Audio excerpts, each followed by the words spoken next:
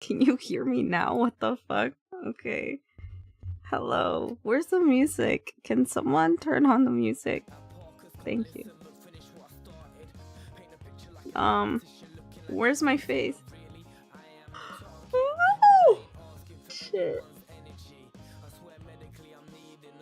Okay, give me a sec, chat. I am everywhere right now. Hi, Tama. Hi, Ali. How are you?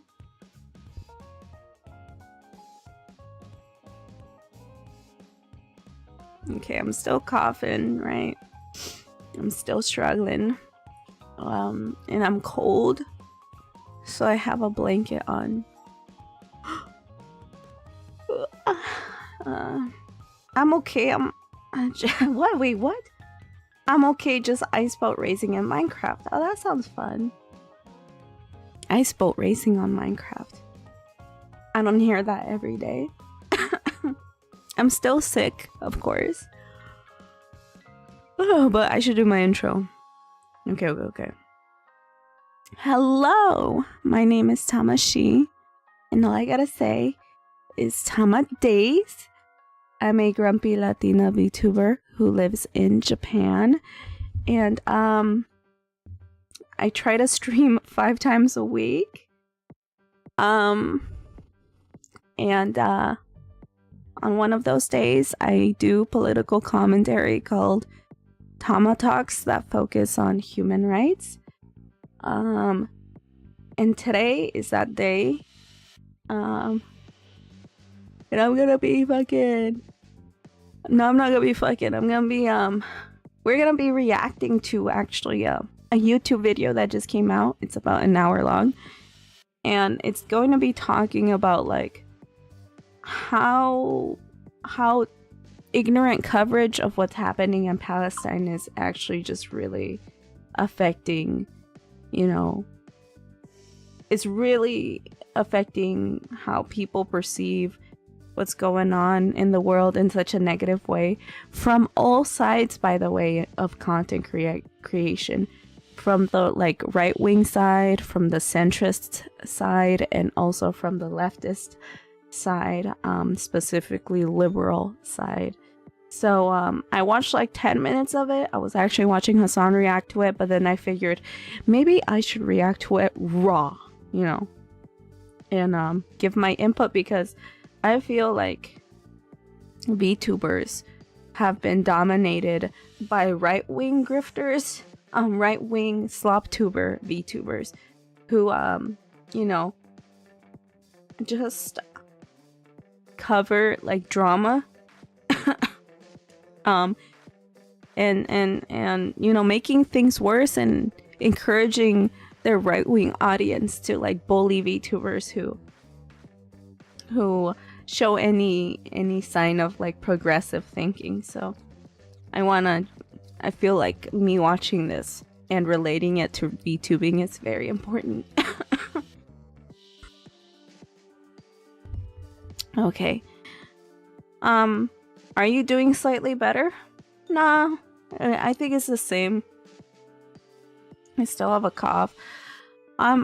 Actually in this section of the... Oh my god, I forgot to show my logo. See, I'm everywhere right now, chat. Without saying much, I mean, obviously, I think it's pretty clear that I've been having a rough time these past few days. Or this past week, basically. It has not been fun for me at all. And I think I'm starting to realize, chat, that the reason why I'm still sick, or the reason why I got sick in the first place, is because I think I pushed myself like so much mentally that I'm just like, it's showing. Oh, thank you for the head pats. Gracias.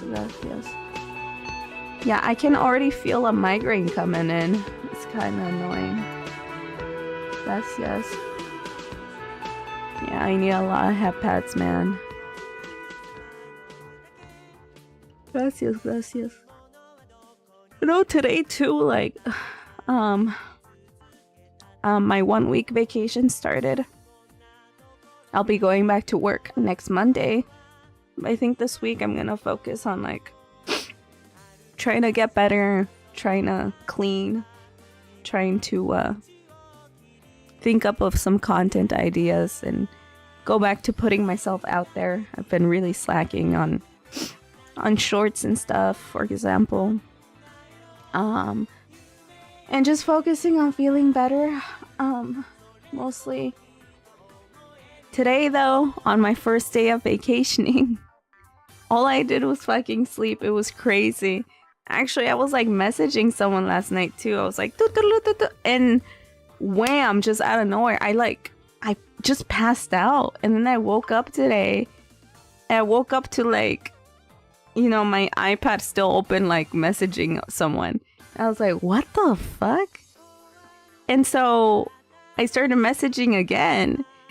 And then I was like, Lamau, it's 9 a.m. and I'm so sleepy. I hope I don't fall asleep again. Wham! I fell asleep again. And then I woke up like hella late. I woke up at like 1 p.m.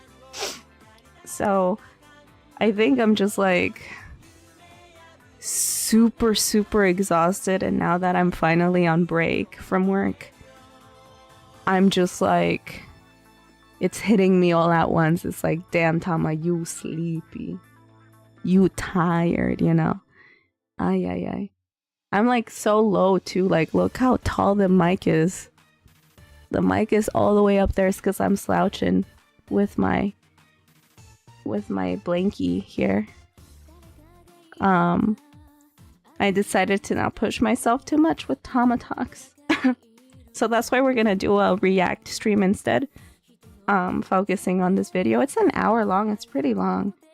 But I feel like I'm gonna learn a lot. I'm actually pretty excited to watch this. This is what I do in my free time, by the way. I like watching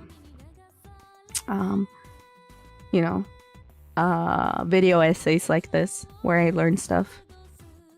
Break is good. Time to rest hard. No, yeah.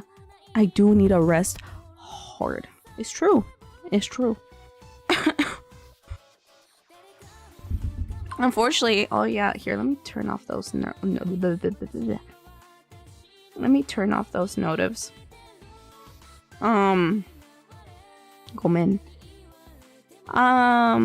Resting, analyzing, self-evaluating. I feel like I've been doing that this entire time, but I'm gonna focus on that more during this this break. I'm thinking of like also making a lot of changes as well. Like, y'all know about the whole VTuber drama that's been going on, right? It's crazy. It's crazy. A lot of graduations, a lot of betrayal apparently from like the big indie VTubers. Which drama? Which one is true? Which one? Well, the most recent one is about that, what's her name? Some fire VTuber, indie VTuber that was pretty big. Turns out she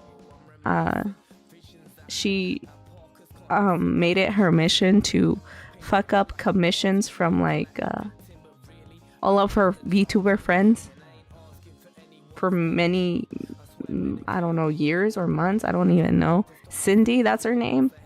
Yikes. Yeah, I don't like watching big indie VTubers. I prefer watching corporate because there's an expectation of professionalism.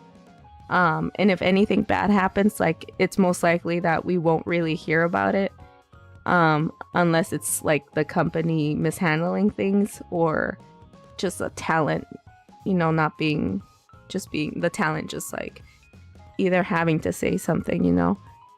But this sort of thing, I'm just like, damn, like, it really did make me think about like how, like, who I trust and stuff, and my perception of people, how I interact with people on the internet sphere with other streamers, because it really makes you think. I don't really watch Bao the VTuber as well. Hello, hello, hello, Echo Scout. How are ya? Please read the pinned if you're comfortable with me talking about I guess quote unquote political stuff. Today we're gonna be reacting to YouTube video about me, not me, no, not about me, about YouTubers who use their content for the wrong reasons. Politics, yay, yay. So if you're okay with that, feel free to fuck. Sorry, I'm not to fuck. Feel free to listen in and enjoy the show. Right now, I'm just talking about my day, and then we'll start watching the video in a bit. Tired? Yeah, me too. I'm tired too. No, but yeah, what was that? I was talking about VTubers with the whole drama stuff. What was I saying? Oh yeah, this morning I saw Bao, unfortunately, like one of the, what's her name? What was her name again? Cindy? Yeah, one of her friends that's a big VTuber was like really hurt about everything. Well, I'm sure a bunch of people were hurt about what she did.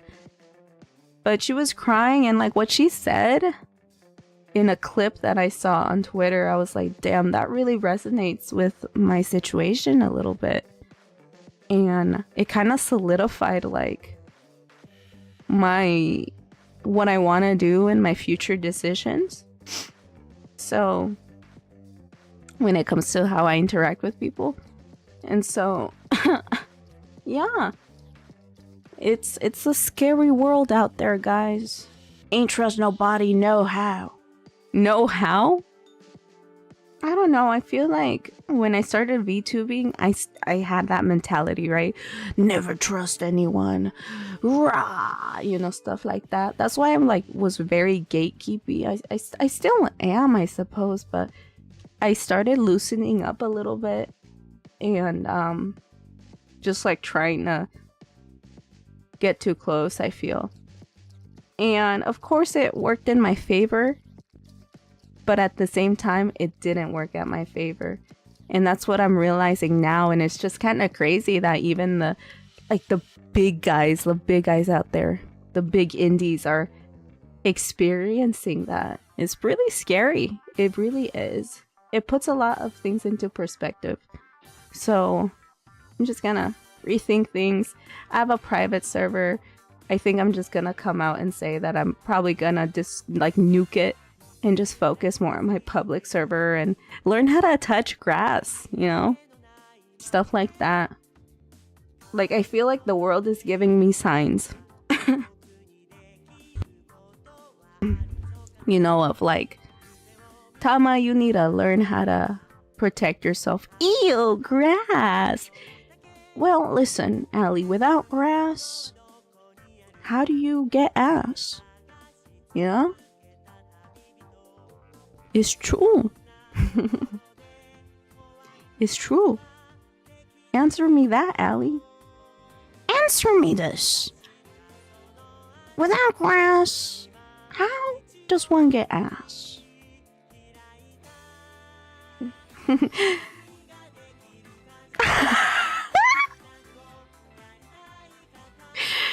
Well, by respectfully calling Zaya, I get that ass.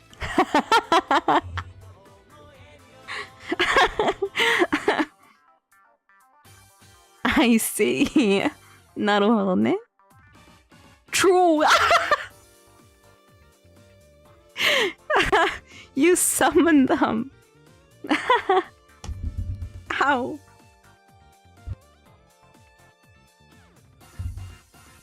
Well, damn. Well, not everyone can have a Zaya on call, chat. Allie. Sometimes you have to touch grass instead. And eventually, that's not even fucking true. I actually try to I actually go out there trying to touch grass.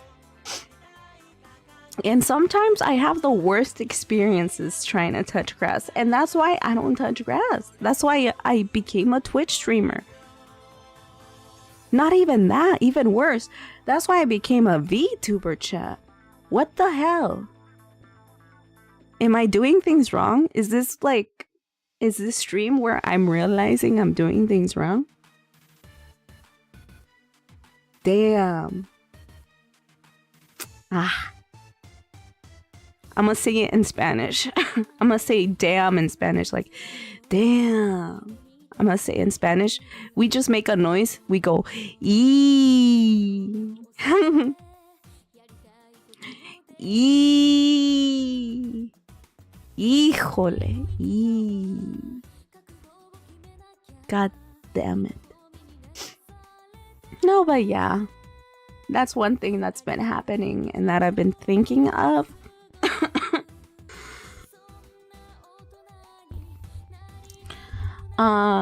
Actually, I have to make a little announcement. I forgot. I made the new schedule. I'm not gonna do weekly schedules. I don't know how VTubers do that shit. I'm sorry, but I got 2 jobs. And I stream. And I cough. And I do many things. I can't be planning my schedules every week, okay? Other than like choosing a random ass game to play. But this week's schedule is gonna be like, well, basically I guess the same from like the past 2 schedules where I keep fucking canceling like 1 or 2 streams. But this week I'm gonna have to cancel tomorrow's stream again. I'm sorry. I'm not gonna make up for it too. I'm not gonna make up for it. I'm gonna just leave. And what's it called? Possibly on Thursday as well.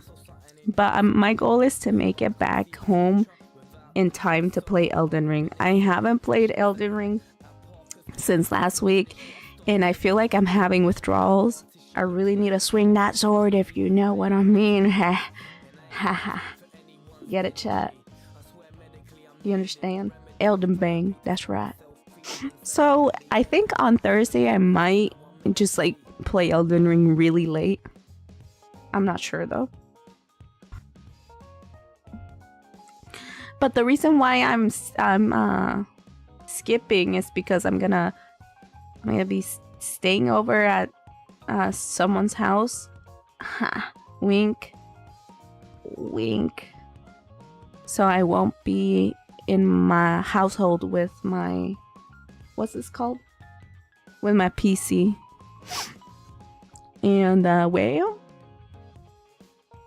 yeah.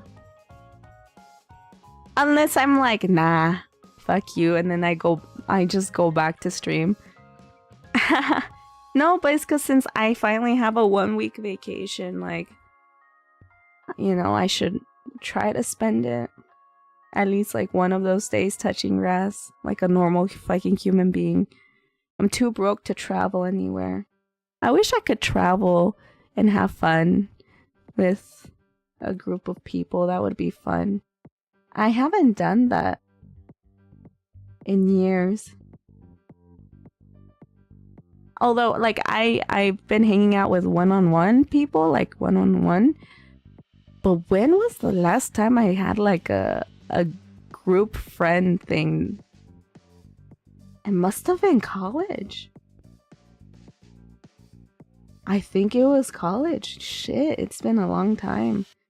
And that was with me, Rhea, and like all of our flatmates that I boarded with when we all studied abroad in Japan. We all lived in like the same apartment complex, basically, kind of. It was a flat. And I remember paying extra money just so I could have a room to myself. Because I knew I did not want a roommate.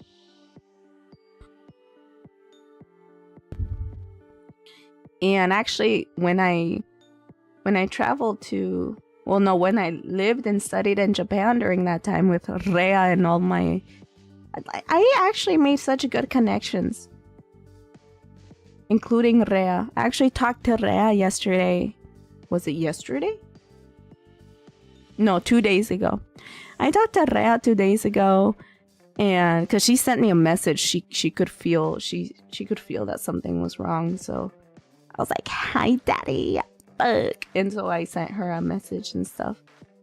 And no, yeah, I'm just like, that's what I think that's what I yearn for, chat. Like from now on, it's that, you know, I want that safety net, I guess, where I don't have to worry too much about, like, I don't know, like we can just be there for each other when needed. Me and Rhea rarely talk, but our connection is so deep that we don't need to talk, you know? Like unless we're used to talking all the time, I guess that would be weird if suddenly one of us stopped talking. But with me and Rhea, like we're both fucking adults, right?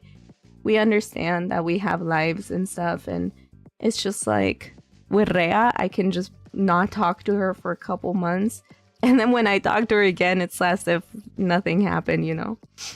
So yesterday, Rhea had like her sense that something was wrong, and we ended up talking for a bit. And yeah, I think this week and on, actually maybe this Friday,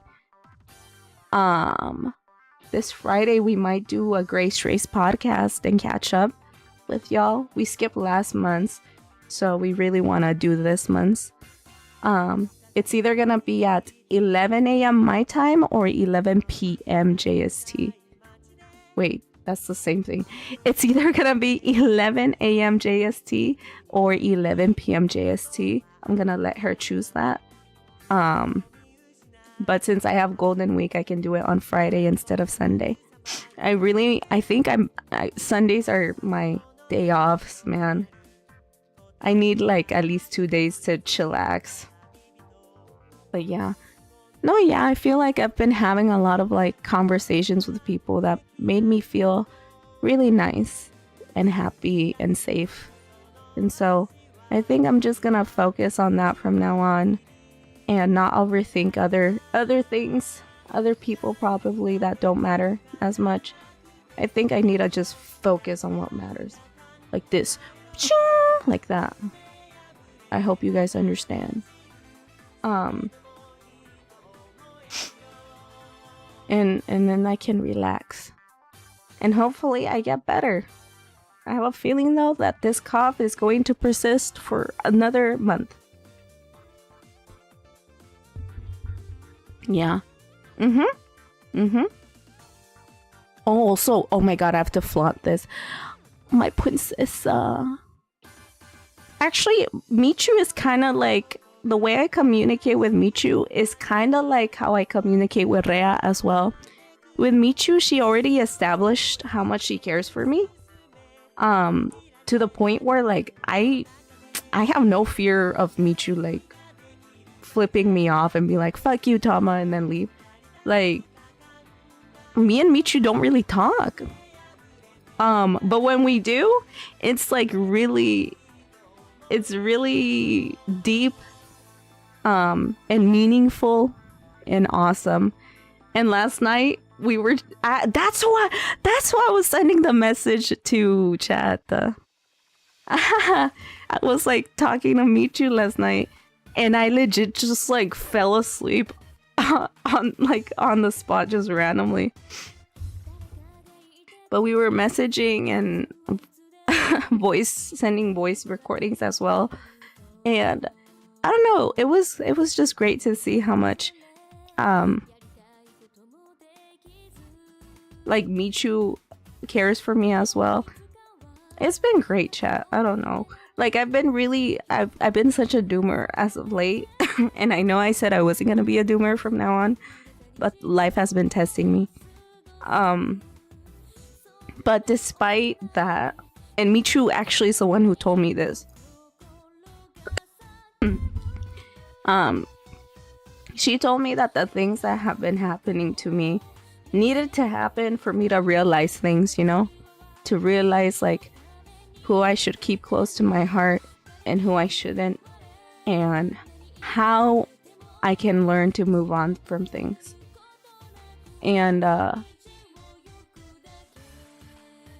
you know, Shio and stuff. And no, yeah, a lot of people, man. Zaya as well. Actually, Zaya woke me up before starting Scream 2, the movie. Have you guys seen that movie? No, not Scream. I'm kidding. Stream. Which is something I didn't expect. I didn't even ask for that. But honestly, thank God, because I feel like I would have skipped Stream. Actually, yeah, what did I read it, but let me reread what I wrote. I can't believe that I started Stream and I'm like, I need 10 minutes. I need 10 minutes, guys. I wrote, also, I'm a close my eyes for 10 minutes, but we start Stream to run ads if I wake up late. My bad. Shit. That was Toma. Toma was writing that. Jesus Christ. Oh yeah. I'm dying. I'm weak. I'm exhausted. But I think I'm happy. I'm like, not happy, but like, I can see me being happy after I overcome whatever I need to overcome. Come!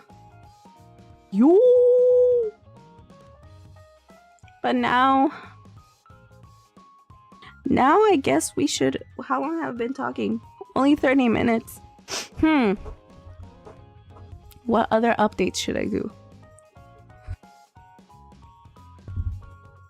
Other than me being sick and being a boomer. Oh yeah, Wilhelm has been reminding me to eat as well, since I have trouble doing that. It's been really nice. I like that. No, yeah, like today, I think he sent me a message. He's like, remember to eat. And then I sent them I sent them a voice message. I was like, actually, I did eat at, oh my god, 4 p.m. That was 4 hours ago. You have a point. Perhaps I should go eat.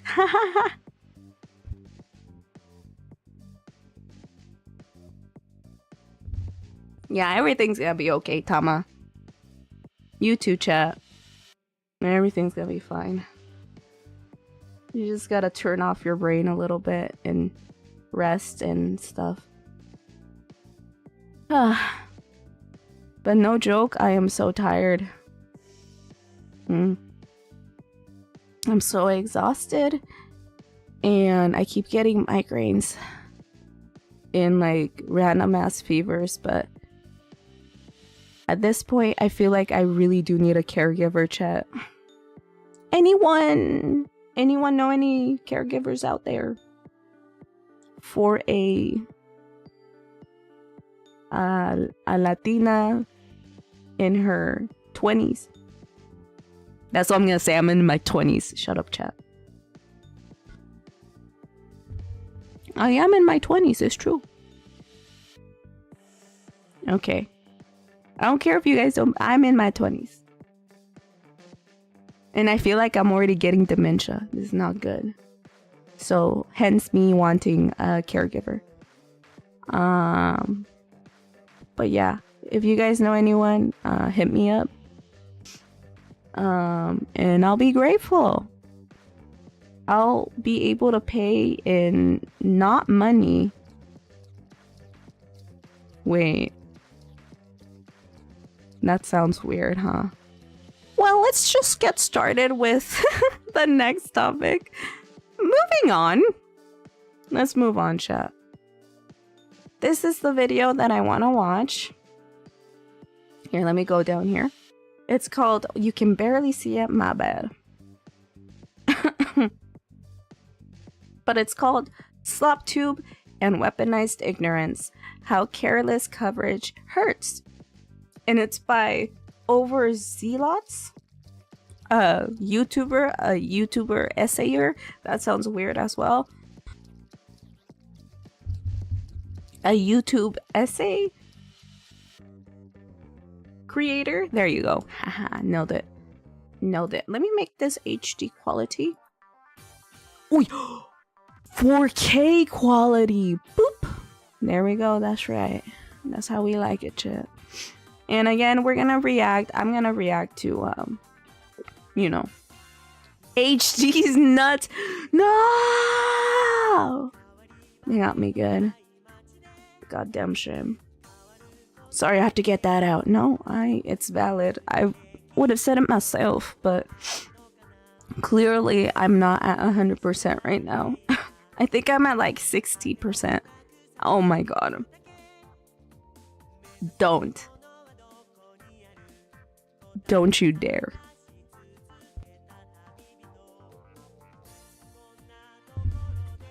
Also, if I randomly start whispering, it's because, like, yeah, my neighbor's like, my neighbor hates me and the walls are super thin. So I'm gonna possibly be eating my mic just like this. Like that. Did you guys hear that? Did you hear it? So if I randomly start like eating my mic or whispering or like breathing heavily like that, my bad. I'm just trying to be quiet. But yeah, like yeah, we're gonna see this video about the negatives of like YouTubers from all sides of the political spectrum, right-wingers, centrists, and leftists, specifically liberal YouTubers, because I feel like most leftists are liberals. They're not necessarily anything else most of the time, and liberals are the leftists I have the most issue with because they are the most toxic in my eyes. So I hate all of these sides. Me myself, I guess I consider myself left-leaning. I mean, I am, clearly. And I usually say I'm like independent in my beliefs. I haven't like officially decided where I lie in the political spectrum. And I think it's because I need to, I have so much knowledge that I don't know of, that I lack. I feel like I have to do more studying and learn things about not only like American politics, but like politics all over the world, you know, so I can understand things more and make a, you know, a more solid choice. But I'm definitely left-leaning, you know, I'm on the left. I'm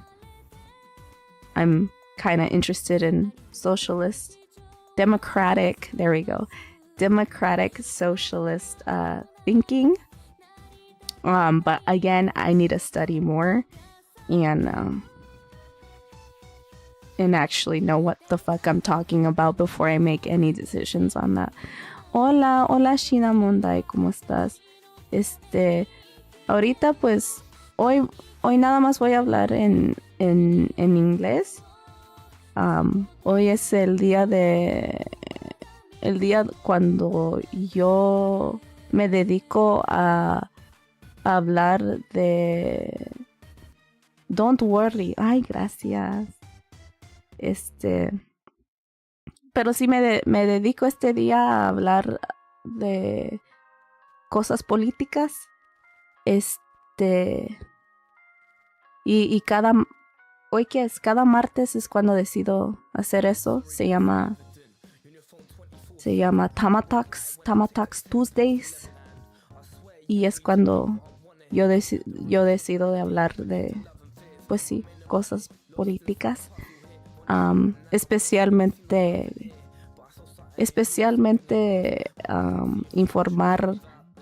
informarles a ustedes lo que está pasando en Palestina. Porque yo creo que es algo muy importante de saber y reconocer para, pues sí, pues para salvar más vidas. Porque mi dinero, el gobierno está usando mi dinero pues para matar a gente inocente. Y yo como humana no puedo aceptar eso y no lo quiero aceptar. Y quiero ayudar. Entonces, cada martes este es el día cuando me dedico a eso. Y cuando puedo también, como vivo en Japón, aquí hay ya mucha gente también que piensa como yo. Y en los fines de semana algunas veces me voy a donde quiera en Japón a protestar para que la gente en Palestina puede estar libres. Pero sí, desafortunadamente voy a hablar más en inglés. Espero que me puedas entender o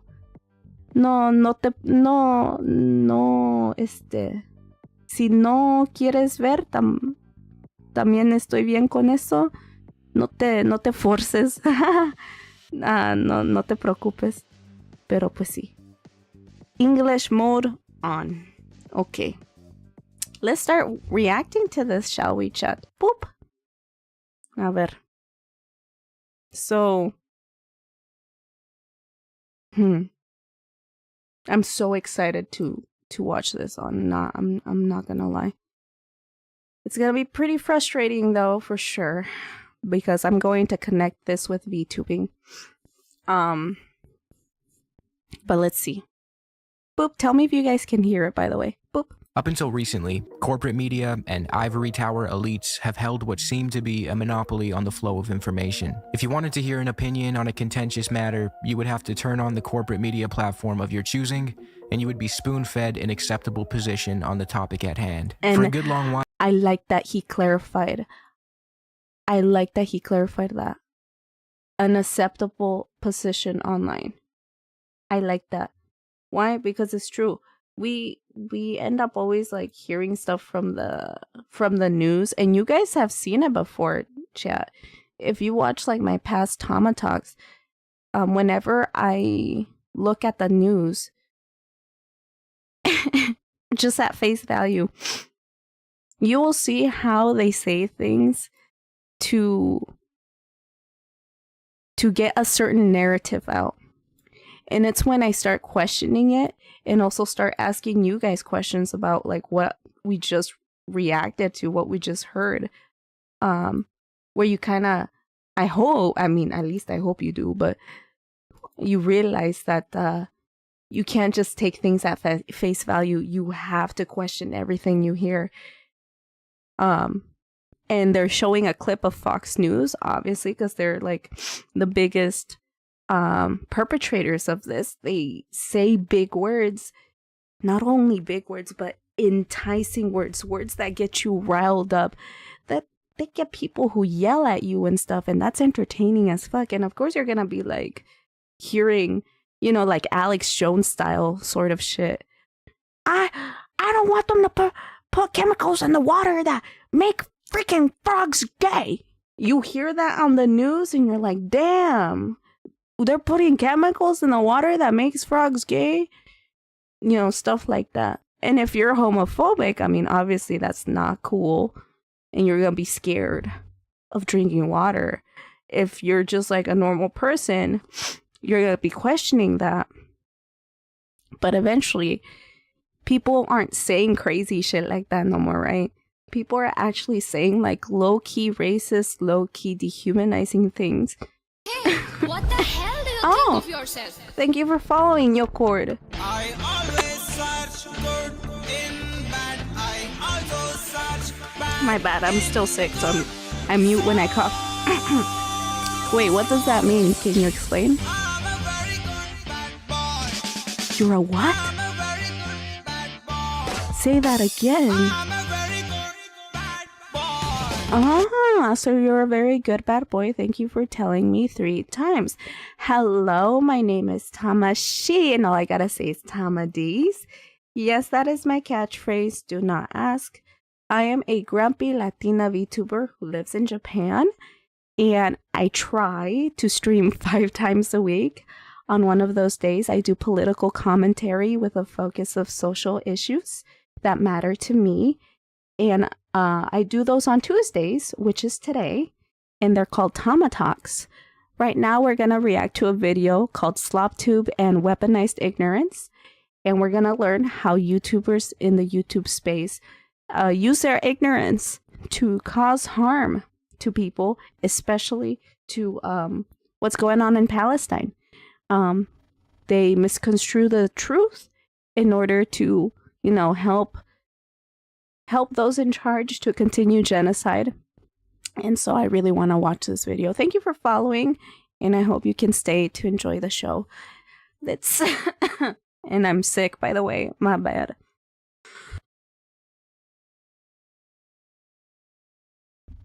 But yeah, let's continue.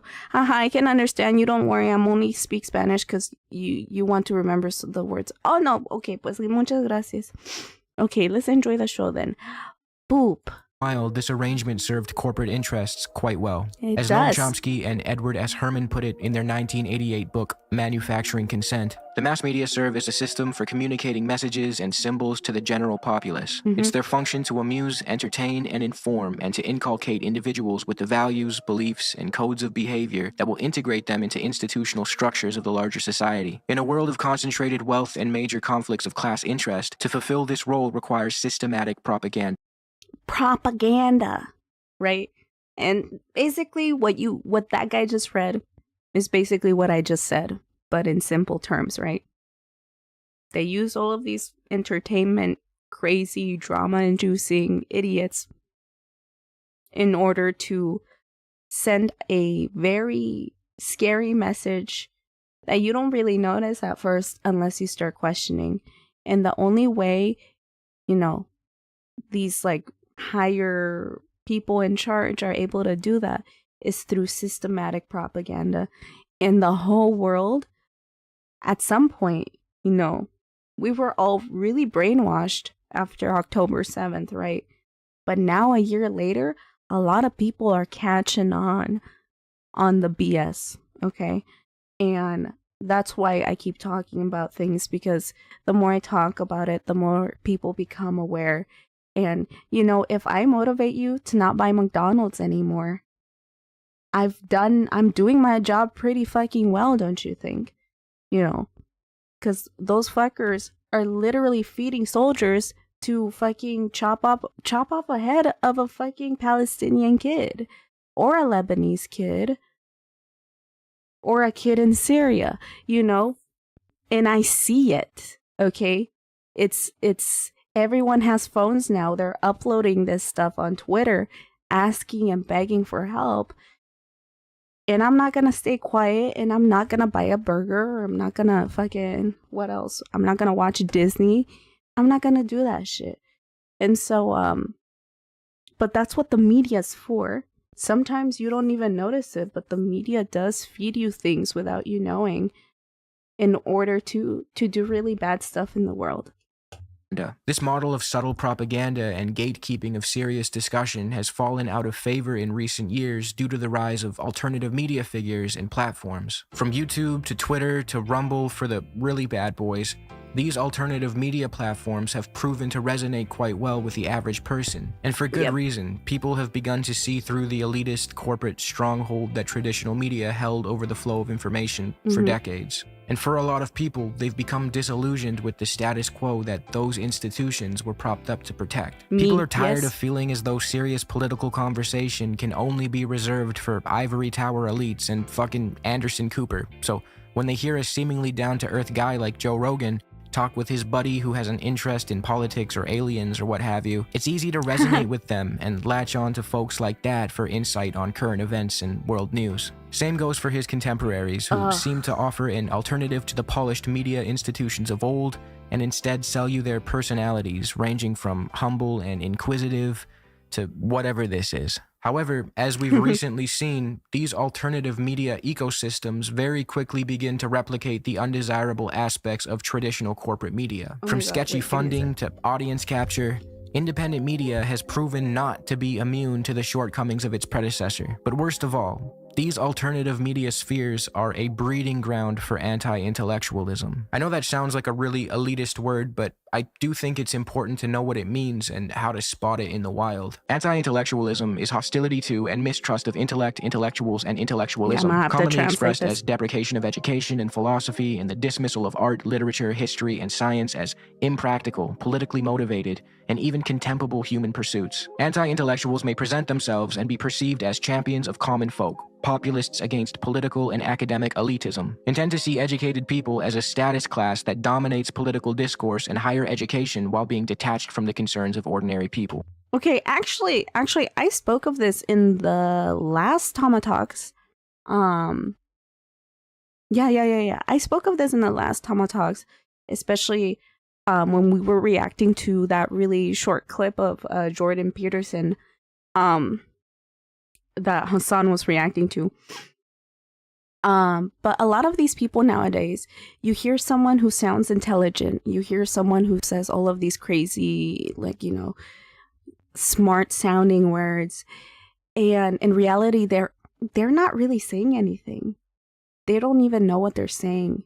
But what they are saying is trying to push some sort of agenda that is rooted in trying to dehumanize a group of people. In this case, I think the last time I talked, yes, I was talking about transphobia, and it's a topic. Transphobia is something that's really sad to me, because I feel like at some point we were really growing as a society, at least in America, in a sense where we were pushing towards equality for people in the LGBTQ community. When I was in high school, I think I remember, although I was homophobic during that time, I do remember when America had made gay marriage legal, finally. I was in high school when that happened. That's not that long ago. And now you're fucking... We're going backwards. The whole world is going backwards. Why? Because the whole world loves America and loves following whatever American people do, especially the country itself. Now that America is more comfortable in being a racist piece of shit, you see all of these other Western countries following and doing the same. Like, what the hell was it Scotland? Was that what we were reacting to? I forgot what country it was, but it was a European country. It was Scotland that decided to fucking make it clear that transgender women aren't women. That is like such like backwards thinking that stems from so much discrimination, so much dehumanization, and we're doing that in 2025. That's crazy to me. And so I like how it says here, anti-intellectuals may present themselves and be perceived as champions of common folk, especially when it comes to political discourse. And sometimes, yeah, you see these people where like, yeah, you don't sound smart, you're not smart, therefore you're lower class, I'm better than you. It's all the perfect representation of this is Jordan Peterson and Andrew Tate. Just hear how they talk, so confident, and when they feel like you don't know something, they literally look down on you and try to like make it seem like your opinion has of no value, while they like say the most racist, homophobic, misogynistic shit in the world, because they have a way of speaking that appeals to the common people who don't have, aren't able to fucking think for their fucking selves, who aren't able to question things, and who aren't able to have basic human empathy that involves in focusing on equal rights, those people end up falling for this whole anti-intellectualism philosophy that this guy is reading here. Okay, let me continue the video. Boop. Sound familiar? This is the entire MO of Alex Jones, Tucker Carlson, and the like. Anti-intellectualism, with its disdain for science, embrace of conspiracy theories, and us versus them mentality. Flat Here's Earth. what I'm telling if you're you. on a flat Here's Earth, what I'm telling you you. can travel anywhere. Give me 2 cities. Eddie, you point at 2 cities and you Because just we've go been there. lied to so much, I get what you question. Is the foundation of reactionary politics and a driving force Flat Earth, behind the guys. rise of the far right. I thought Churchill was the chief villain of the Second World War. I don't like them putting chemicals in the water that turn the friggin' frogs gay. But this video is not about They turned the freaking frogs gay. Okay, a lot of people watch that guy, by the way. That guy, his career was ruined once it was like, once the court finally punished him for harassing the families that suffered from the Sandy Hook shooting that happened many years ago. I was in high school as well when that happened, and this guy made it his mission to say that it was all a lie, all a hoax. Even I fell for it, but I was a child during that time. It was a hoax a hoax made by Obama to convince the average American that we should not have guns. And so they ended up doing this thing where they killed a bunch of kids and set it up to encourage people to not buy guns anymore. I remember watching a fucking YouTube video saying that, and I was like, oh my God, what the hell? What? Again, I was a stupid kid and I was in high school. But you see how that was not even true. Actually increased gun sales, and it allowed the government to be like, oh my God, we can get away with this? Hell yeah. Let's make more guns and lessen safety nets to prevent from this happening again. Yay! No. That didn't happen, right? But people, again, with like no original thought and aren't capable of thinking things through unless it's super entertaining, unless you see this guy with a bald head saying random shit in a chill way, or you have Alex Jones screaming about gay frogs, or that other chill guy who said, oh, well, what did he say? This guy right here, a nerd. Okay, let's see what he says. Hear what he says. Force behind the rise of the far right. I thought Churchill was the chief villain of the Second World War. I thought Churchill was the chief villain of the Second World War. Are you fucking kidding me? Why the fuck wouldn't he? Hello? Now, if you study history, okay, that is not from a pro-American perspective, you will realize all of the fucked up shit that Churchill did. Just because he killed the Nazis doesn't mean he was a good guy, okay? That guy killed a lot of people from third world countries and also did a lot of shit to people, to civilians in Japan. I mean, it's just like, why would you think he's not a villain? What happened? Where did you get that from? But since they're so convincing, right, in their way of speech, and again, there's various ways of speeches, and whatever the average dumb person likes, they're gonna hear that and start believing whatever the fuck they're hearing. But when you have this chill ass dude that looks like a fucking nerd saying, well, I at some point thought that Churchill was the chief villain of the World War II. And if you don't do any research and you just casually hear that and you believe that, that's a problem. That's where dehumanization starts. That's the seed to bigotry. And we gotta be careful about that shit. I don't like them putting chemicals in the water that turn the friggin' frogs gay. But this video is not about Joe Rogan, Alex Jones, or Tucker Carlson. It's actually about a subset of alternative media that I like to refer to as SlopTube. I didn't coin this term, but SlopTube typically refers to content creators, not necessarily just YouTubers, who create run-of-the-mill drama commentary or pop culture content, typically from what they claim to be an apolitical perspective. SlopTube content ranges from covering interpersonal beefs between YouTubers, all the way over to political commentary that's supposed to be somewhat centrist, but often carries water for the right. I don't use the term SlopTube as a pejorative. I actually engage in the slop every now and then. I think there are certain creators in this realm who do a really good job. I also concede the point that left-wing YouTube or BreadTube or whatever it's called is definitely home to some annoying motherfuckers, so you don't need to convince me on that. But the reason I want to look into SlopTubers for this video is because they benefit from a very special type of defense.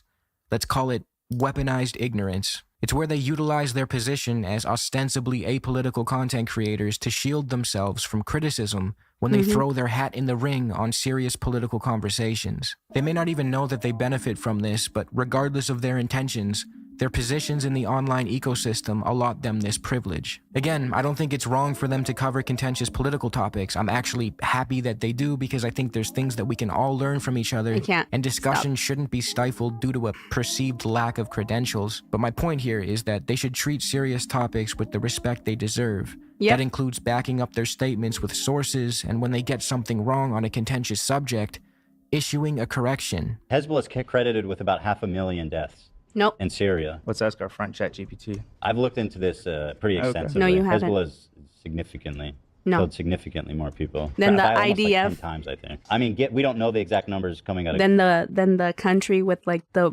fucking full ass support of the American government that received like high tech weaponry, okay, from America, okay, that no other country can easily access. Yeah, that country doesn't do the most damage. Use your brain, Ethan. Use your fucking brain, you fucking racist ass. Gaza at the moment. I'm trying to dry off the jack. Are you reading something contradictory, AB? Yeah, Obviously, yes. ChatGPT says overall, due to the scale of frequency of IDF operations over decades, they have likely caused more Muslim casualties than Hezbollah. No shot. Hold on. What was the question you asked it? Hezbollah versus IDF, who has killed more Muslims? Ask if it's including the Syrian civil war. I mean, that makes no sense. I've literally fact-checked this a million times, I feel like. In reality, their positions as drama creators actually serve as a shield for them when they irresponsibly cover a serious topic. Like I said, weaponized ignorance. You can think of it as a cousin to anti-intellectualism in the way that it shuns responsible inquiry, and in many instances keeps these creators insulated from having to actually put the work in to appropriately research the topics they broach. Often, these creators dabble in these topics not because they have a genuine concern for the subject at hand or because they cherish journalistic integrity, but because it's an easy way to get views and, more importantly, it's an easy way to stake out a position contrary to a creator they dislike and use contentious political topics as a proxy for personal issues, as we will see later in this video. Keep in mind, this apolitical veneer requires these creators to lend credence to the narrative that the far left and the far right are equally morally objectionable. I'll tell you who we're talking about. You don't think Hassan has influence online? Of course he does, He's mainstream. For sure. So this is like Donald Trump hanging out with Nick Fuentes. Like, you don't think that matters? Which results in this stupidity being parroted by their viewers. I believe the biggest streamer on the left, Hassan Parker, he's just extremely, radical, and gets people just really worked up. And Okay.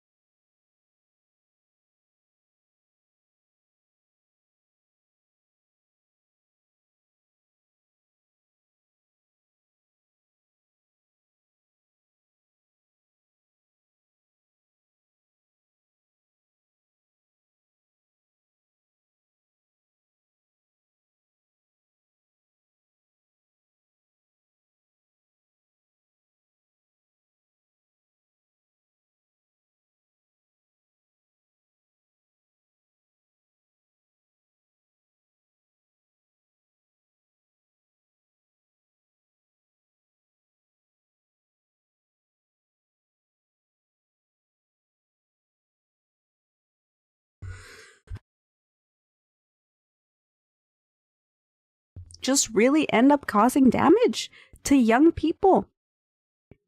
Especially Ethan, the guy who's a leftist, guys. The guy who is liberal. Oh my fucking god. Ay, ay, ay. Okay. Yeah. Okay, well, how about we look on the right? Nick Fuentes. Which one do you think That's is a more good point. harmful? Honestly, between them, Hassan Parker. He literally plays Hassan Parker? What? You don't even know his last name. I'm so sorry, but saying that like Hassan produces worse outcomes for society than a neo-Nazi that loves Hitler Is and gets actually like insane. 40,000 So, yeah. viewers is absolutely radical. In their chase for clicks and relevance, their audience is left with a hodgepodge of half-baked ideas and little nuance about the topics their favorite creator just introduced them to. So, in a bit of an ironic twist, I'm going to cover some SlopTubers to highlight examples of this behavior, which I guess makes me the SlopTuber this time. Sorry. Sometimes you gotta turn into a SlopTuber. The main creators I want to focus on in this Call out video the are the live SlopTuber. streamer Asmongold, Mudahar from the YouTube channel Some Ordinary Gamers, and the very well-known YouTuber and podcaster Ethan Klein of So I believe. So this is this is what Hassan was mentioning. When he was reacting to this. Asmongold is a right-wing YouTuber. This guy in the corner, he's a centrist. He doesn't pick sides. He's fair, supposedly. Basically, I would say he's just a right-winger. Anyone who says they're in the middle is basically a right-winger because they always end up not being critical towards the right-wing racist pieces of shits, but instead always end up being super critical of those who are left-leaning with, progressive views. So usually anyone who can't pick a side, usually those people are just as harmful as someone who's right-winger. But I believe Asmongold, his audience is right-wingers. I want to pronounce this guy's name appropriately. Let me see. want to focus on in this video are the live streamer Asmongold, Mudahar from the Mudahar. Mudahar is I believe he tries to make it seem like he's a centrist, and then Ethan channel, Klein. Some Ordinary Gamers, and the very well-known YouTuber and podcaster Ethan Klein. This guy is a leftist. This guy's a liberal. All of these three have something in common. Is dehumanizing. Is being anti-human rights, human equality, and basically racist. It's scary to see because you guys, not you guys, but everyone always expects the racist fuck, right? The one who loves Trump to be the bad guy. And what I love about the person who made this video is that they're like, no. You also have to check out those motherfuckers who say they're on your side when they're not. And my dad taught me that at a young age. He'd be like, you see that, Tama? These goddamn liberals will never treat us as humans. Remember that. And I'd be like, okay, Dad. No, it's true. Every political disappointment in my fucking life led to the 2024 elections? Was that it? When was it? No, 2025 elections. The newest elections. It led me to not fucking vote because I'm not gonna vote for Hitler 1.1, 1.0 and Hitler 2.0. Okay? I'm not gonna vote for those people. I'm not gonna choose between who kills babies better, okay? And I'm not gonna choose the liberal side who also threw people like me under the bus and decided to call us fucking criminals and drug lords and rapists simply because I'm Hispanic, I'm Mexican, I'm a foreigner basically to them. and then willing to take a step further, and despite me being American citizen, despite my family being American citizens, threatening us to remove our citizenship. It's, come on. And basically making it easier for Trump right now, who is the president, to actually enforce those laws. Why? Because the shit that the liberals did throughout the entire election, it normalized dehumanizing people, both from the Palestinian side and also from like the immigrant side in America. So don't always think that it's the right wingers, it's the obvious Trump supporters that, you know, make the world a worse place. It's also these motherfuckers who grift as liberals, who say they're leftists, who say they're pro-woman, who say they're pro-LGBTQ+, whatever the fuck, who use pink washing, who use peace washing. Don't believe those people either. Actions speak louder than words, and just be careful, because Ethan Klein has done so much damage as well as a so-called left-leaning YouTuber. Of H3H3 Productions. These three people are in no way the only creators who exhibit this behavior, but they will serve as great examples of what I'm talking about. The reason I want to focus specifically on them is because their stories are somewhat intertwined, and they have all at some point in the past year and a bit made content that broaches the very serious geopolitical topic that is the Israeli-Palestinian conflict. So before we start, I need to fill you in on some context and explain how we got here. Back in 2021, subject of this video, Ethan Klein, was one half of a political podcast called Leftovers. His co-host was the left-wing commentator Hassan Piker. Now, their podcast was, in my opinion, very enjoyable. It benefited greatly from the dynamic between the two. Ethan came across as the well-intentioned, slightly left-leaning funny guy, and Hassan assumed the role of the more seasoned political commentator. The podcast came to an end in late 2023, largely due to the October 7th attack in Israel. I'm not going to go into detail about how exactly this show and their friendship came to an end because it's not the most important part of this video, and frankly, I don't care much about the interpersonal drama between them. But in a nutshell, Ethan lived in Israel for a bit, and his wife, Ela, served in the IDF, while Hassan is a vocal advocate for the Palestinian plight. After October 7th, 2023, Ethan began making statements that many interpreted as tacit defenses of Israel, sparking backlash from his progressive fan base. He compared the organization Jewish Voice for Peace to capos. The reason why I brought up Jewish Voice for Peace and other groups using this as well, like Jews themselves in America using this anti-Zionist slogan, indicates that this slogan isn't one that is about the evisceration of Jews. If that was the case, then they wouldn't use it.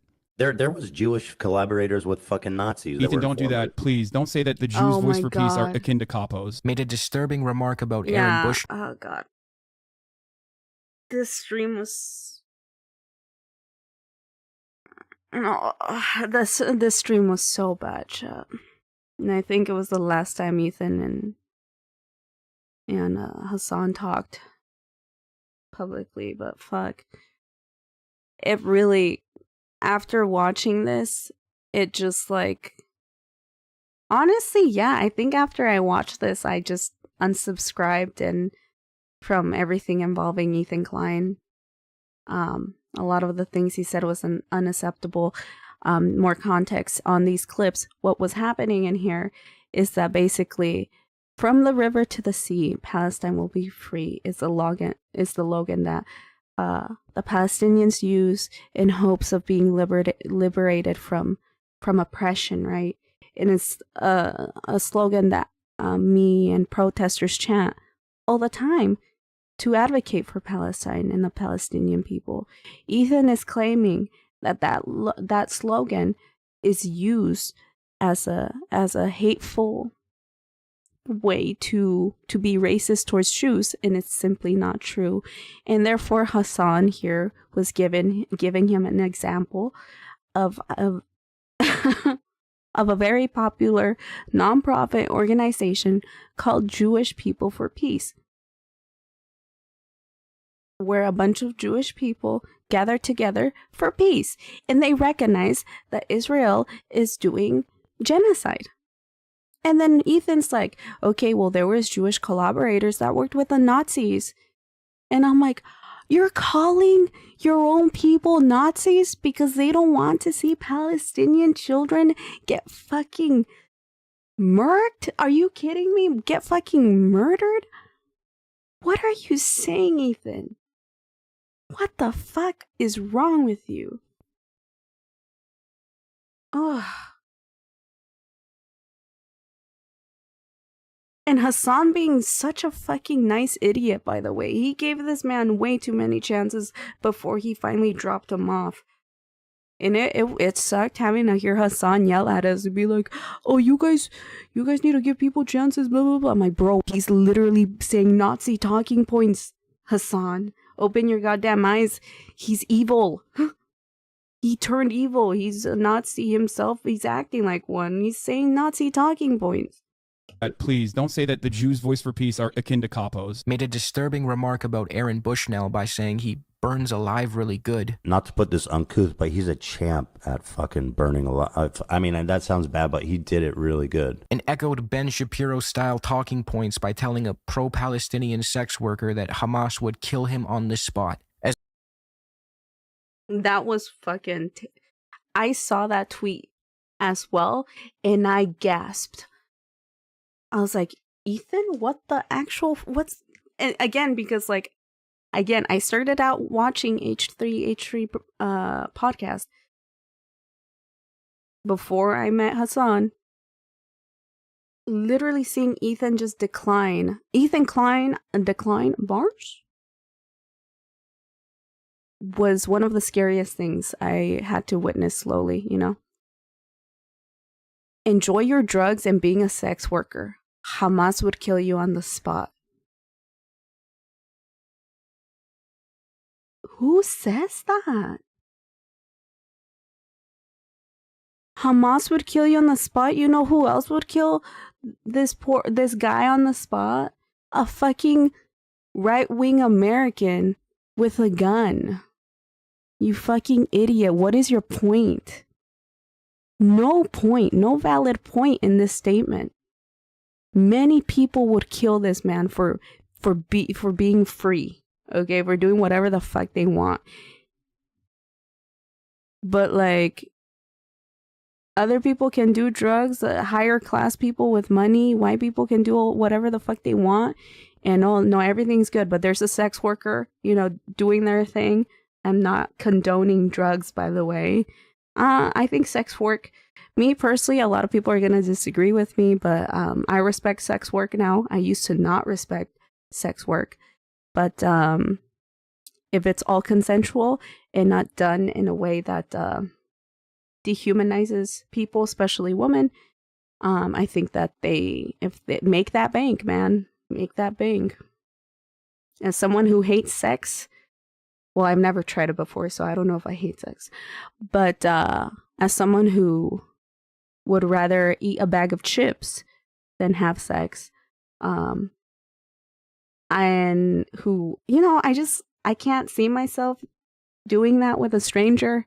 I can only see myself doing that with someone I really connect with emotionally.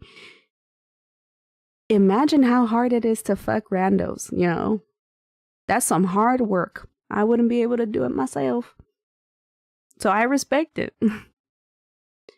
But this guy obviously looks down on sex workers.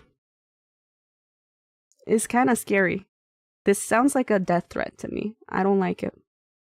As if this would, convince the guy to support Palestinian oppression? I don't know what Ethan's trying to do here. Yeah, Ethan's brand of liberal Zionism increasingly alienated many of his progressive viewers. He later blamed Hassan for this shift, claiming that Hassan's more leftist politics had radicalized the audience into disagreeing with him. Ever since this, Ethan has relentlessly attacked pro-Palestinian advocates. I am so proud to be marching with so many Jews. Yes, the Jews!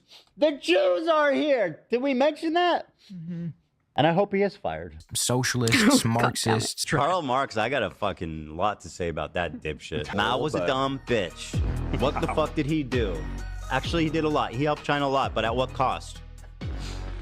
He did a lot for China, I think. I don't know a lot about it. And pretty much anyone to his left, denouncing them as radicals, shut up, anti-Semites, and terrorist sympathizers. He's even gone so far as to make a nearly 2-hour video titled Content Nuke Hassan Piker, in which he propagates lie after lie about Hassan, Palestinian history, the Nakba, and so on. But we'll get back to this later. Despite all this, Ethan still claims to be a stalwart supporter of the Palestinian cause. I've been a stalwart supporter of the Palestinian cause for many years. And the reason he feels this way is because he's critical of the current Netanyahu government and he supports a two-state solution. But as has been noted by Iraqi-Israeli historian Avi Shleim and many others like him, by its settlement expansion, Israel effectively killed the two-state solution. What is left of the West Bank is a collection of Palestinian enclaves surrounded by Israeli settlements and military bases that cannot form a viable state. In short, the two-state solution is dead, or to be more accurate, it was never born. The outcome I have come to favor is one democratic state between the River Jordan and the Mediterranean Sea, with equal rights for all its citizens regardless of ethnicity or religion. Proponents of a two-state solution also often tend to overlook the right of return for the over 7 million Palestinian refugees and their descendants living outside the Israeli-Palestinian borders, despite UN Resolution 194 affirming their right to return to their homes if they so choose. Apart from this, focusing solely on Netanyahu or the far right in Israel obscures the broader reality. The foundational project of Israel is one of ethno-religious supremacy and ethnic cleansing. Even relatively liberal or supposedly peaceful Israeli leaders are guilty of atrocities. To ignore that is to miss the forest for the trees. Ethan opposes lifting the blockade on Palestinians because he believes they would resort to violence if given the chance. A one-state solution just eliminates like one internal faction that is an ever-present danger. And You're telling me if we were to lift the blockade and the wall around Gaza today, there wouldn't be more violence against Israelis? But this ignores a crucial reality. Palestinians have endured brutal oppression. That oppression needs to end.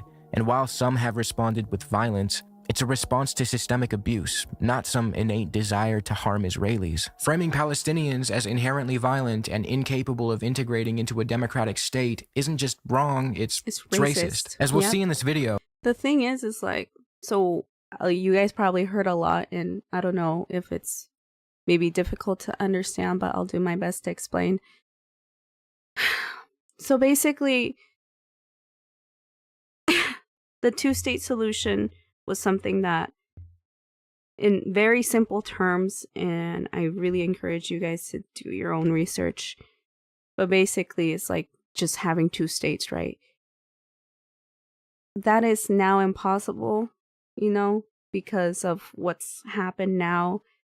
The only choice that seems to be something that will work is a one-state solution where everyone can coexist. Everyone has equal rights. There doesn't have to be this border thing where everyone's segregated. You be on that side, we be on this side, yet we control everything you do, but you stay on your lane. Why? Because that's, it's suppression, okay? It's segregation. And what Ethan just said earlier about like, hey, you really think if we get rid of the wall and let these people let these people back to their land, by the way, that we stole from them, and having them coexist with us, you really think they wouldn't try to kill everyone? That's racist. That's literally the same logic that white people would say about black people.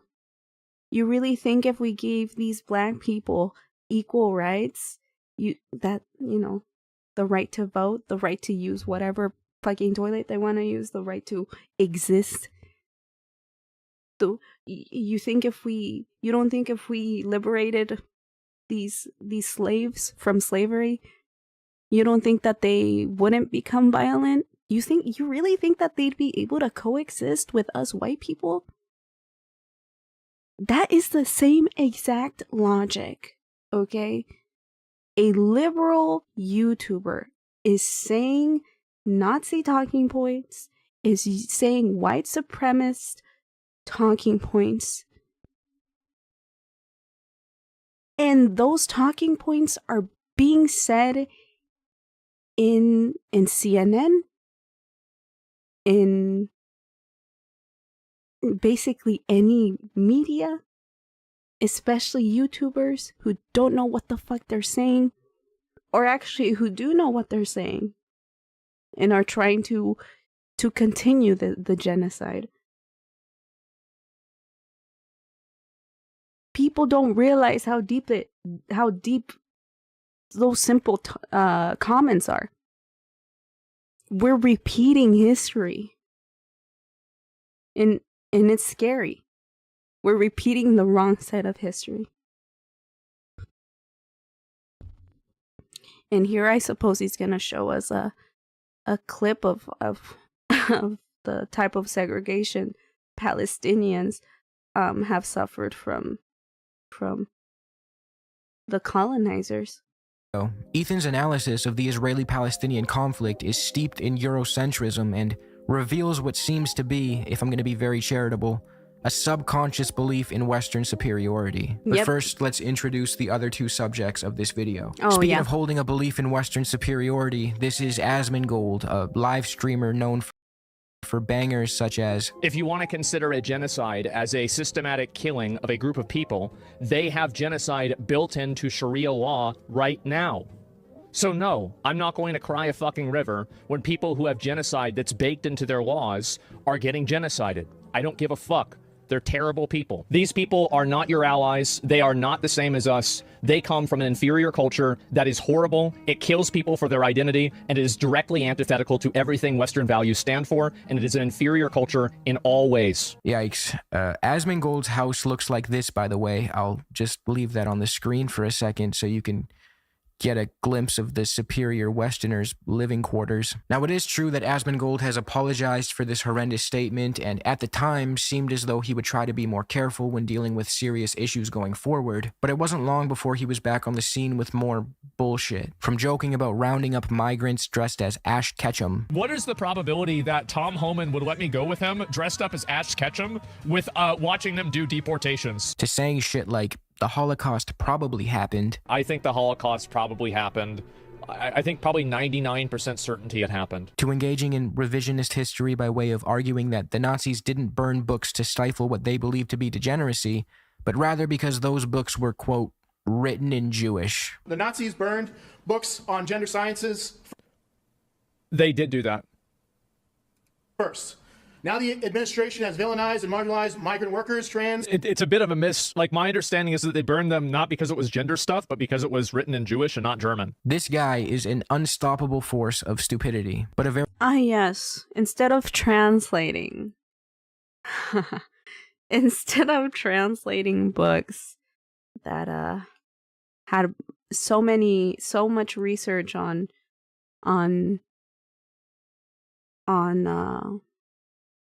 so much LGBTQ plus research, including research on trans people and homosexuals, and again, anyone who is considered LGBTQ plus. No. Of course they wanted to know that, chat. Of course they wanted to know more about it, but it was not in German, so they had to just destroy the entire library of fucking research while also committing hate crimes. And also later on gathering those people and putting them in gas chambers. Come on. Like, you gotta... Are you kidding me? And also, like, his comment about, like, his earlier comment, right? Where he called basically Palestinian people inferior people, and again, he's just like gathering a group of people, right? And simply because they are Muslim, simply because they are Arab, he's just assuming that everyone in that country is a terrorist, and that's why they deserve to all die and be genocided. Again, I don't condone murder. But if you kill my entire family, why wouldn't I seek revenge and seek justice? Are you fucking kidding me? Use your fucking brain. Now, let's just go a step further. Okay, Hamas, people killing people is always wrong, right? Obviously. When a small group of people does something wrong, you're telling me it's worth to kill the entire population because this small group you think this small group represents them? Illogical, untrue, and simply just racist, okay? That's all it is.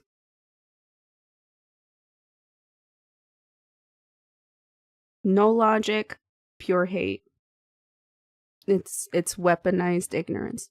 Very popular one, with millions of followers and dozens of thousands of people who watch every almost one 4 of his million live streams. followers, goddamn. These callous and irresponsible statements are being consumed by his massive audience of mostly young, impressionable men. Mr. Gold here is able to evade the scrutiny he deserves merely due to his position in the media ecosystem. He's a content creator who plays video games and complains about how wokeness is ruining them. If the things he said were said on corporate media or by someone with a reputation of serious political commentating, that would be the end of their career. If Jake Tapper or even Jesse Waters said that they were 99% sure that the Holocaust happened, they would probably get canned and have to stake out a new career as an alt-right creator on Rumble. But when Asmongold says it, well, it's just Asmongold. The other creator I want to touch on quickly before we get back to Ethan Klein is this guy, Mudahar. Now, admittedly, Mudahar is not as bad as Asmongold or even Ethan, but he too displays a degree of what seems to be a subconscious belief in Western superiority when he chooses to dabble in political commentary. Remember what I said about how these guys approach these sensitive topics in a centrist, ostensibly apolitical way,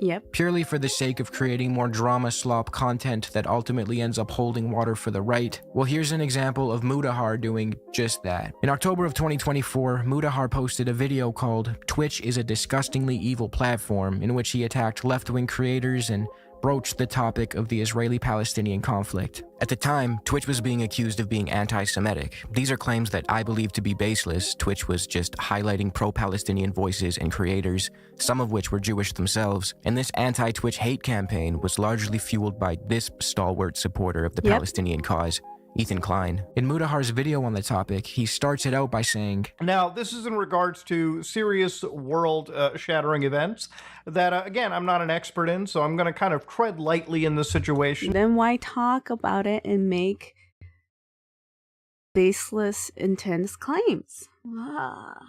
He acknowledges that he will be broaching serious subject matter that he is ill-equipped to deal with, which is fine and can be done responsibly, but again, his position as a drama-tuber, whether he's aware of it or not, insulates him from even having to try to cover things in a nuanced and responsible way. I mean, the video starts off with Mudahar minimizing Asmongold's genocidal statements, and then he immediately shifts to relentlessly attacking pro-Palestinian advocates. If you're gonna make a video adjacent to the genocide in Gaza, could you at least emphasize the severity and wrongdoings of the state of Israel as it exterminates dozens of thousands of innocent people? At least throw up a fucking headline or something. It's true that he pays a little lip service to what's happening in Palestine toward the end of his video. I'm not somebody that is afraid to say that genocide is wrong. Oh, yeah, great. I Good think job, that buddy. there is an actual case of, genocide, and there's an actual case of attack that goes towards the Palestinian people. I think there's very serious situations that go around the world. But that's only after he, A, spends the first leg of the video doing apologia for and minimizing Asmongold's statements, as we will get into soon. B, spends the rest of it attacking the creators who are actually trying to bring attention to the genocide in Gaza, a genocide our Western governments are complicit in, by the way. And C, does both sides are bad type bullshit by saying that Jews and Muslims are just at each other's neck, man. That's the way it's always been for centuries. These are situations that involve, a group of people, Muslims and Jews, that have effectively been at each other's throats for not just decades, but hundreds of years. You were Maybe talking stop about killing hundreds of years their of families, just bro. institutional Are you kidding dislike me? between each other. If you've ever Again, use simple logic. Use simple fucking logic, bro. Use your brain. Who's getting all of the financial support? Who's getting high-tech weaponry? Who's fucking getting the fucking drones? The AI drones that are trained to fucking... You upload a picture, they'll find that specific person and shoot their head off. They fucking... The guy who made that documentary and won the Oscar the fucking the Oscars that sent me a copyright, by the way, for reacting to those directors receiving the Oscar. That guy, once he went back to Israel, they tried to kill him and he went missing for a couple days right after doing an interview with Hassan, okay? And this guy's telling me that's like, oh, the both sides are bad. No, it's very clear that one side is fucking bad. Okay? We almost had a guy who was on Hassan's stream be fucking lynched and murdered. Like, I hate drama tubers. I hate them. They're evil. I hate them. Ever grown up Muslim, and I have, then you know that there is a serious culture of anti-Semitism. What? So you represent everyone? Shut the fuck up. Who fucking cares? I don't use the race card, or come on, to justify genocide, bro. Oh wait, he said genocide's bad, so he's not okay. To justify the actions of the people committing genocide and making it seem like it's all equal. I see through your bullshit. Shut up, bro. In amongst the most conservative of Muslim circles, just as you will know that there is a serious amount of Islamophobia in the most right wing of Jewish circles. These are two groups of people that literally are just fighting each other. But this analysis ignores so much historical context that it's outright irresponsible. Look no further than the Ottoman Empire, where Jews were a protected minority and had representatives in the Ottoman parliament. As our boy Avi put it, unlike Europe, the Middle East did not have a Jewish question. Anti-Semitism was a European malady that later infected the Near East. Jews and Muslims coexisted in many Middle Eastern countries for centuries. It wasn't until the arrival of European colonial settlers in Palestine in the late 1800s and later the formation of... That's super true, because like there's Jewish Palestinians in Palestine. There's such a thing as Jewish Muslims. People literally can't use their brains, bro. Racism is a Western thing invented by the Western countries, people who benefit from white supremacy, okay? That's a Western thing. It's definitely not a Muslim thing.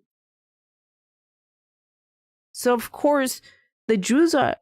Anti-Semitism is made by Western countries. It's a Western thing, and they fucking brought it to the rest of the world.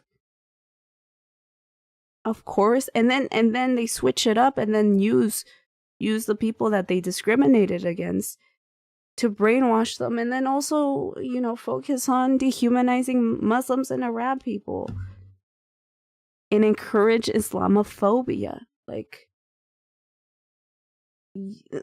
completely ignoring all of that is incredibly dehumanizing. People need to fucking read a fucking book, a fucking article, anything, bro. You can't be stupid all the time. Use your fucking brain. Learn empathy, man. Because people are dying simply because you don't want to fucking read a book. And learn some history. European colonial settlers in Palestine in the late 1800s and later the formation of the State of Israel and the violence and ethnic cleansing carried out by Zionist forces, that began to change. It's true that animosity towards Jewish people picked up as a response to Zionist settlers arriving in Palestine, but that tension had little to do with ideological anti-Semitism and nearly everything to do with the perception of Zionist settlers as part of a European colonial project. This idea that Jews and Muslims are incapable of coexisting is a dishonest narrative. It's weaponized to stoke far-right nationalism, and in Mudahar's case, It's being used to both sides a genocide. It was the interjection of the Europeans into the Middle East that introduced complex political animosities. When you leave that part out, you are lending credence to some very dangerous narratives. Stripping this conflict of its colonial and imperial roots doesn't just distort history, it hands ideological ammo to ethno-nationalists, legitimizing apartheid and occupation as if they were just natural outcomes of ancient hatred, rather than deliberate political choices. And it is deliberate and political choices. Again, let me give you another hypothetical. It's not a hypothetical, it's a fucking thing that happened throughout history. But let me give you a hypothetical. What this person is doing would be like as if someone said, hey,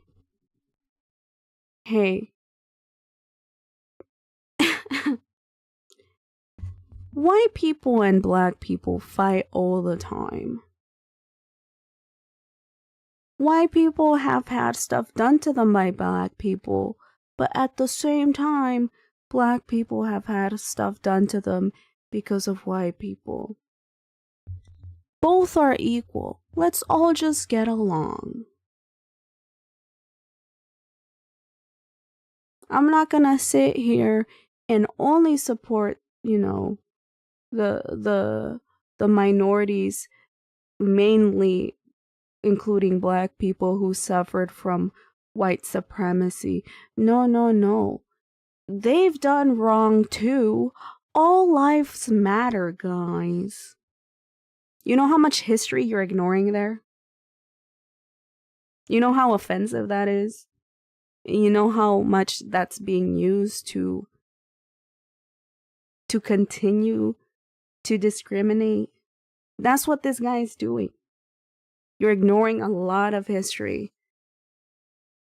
It's like, of course, people are going to be fucking frustrated if you go and you colonize their country and kill everyone and torture them in torture camps, and escalating that many years later to now fucking dropping so many bombs that Israel dropped so many bombs on Palestine that it has surpassed the intensity of both Hiroshima and Nagasaki, okay?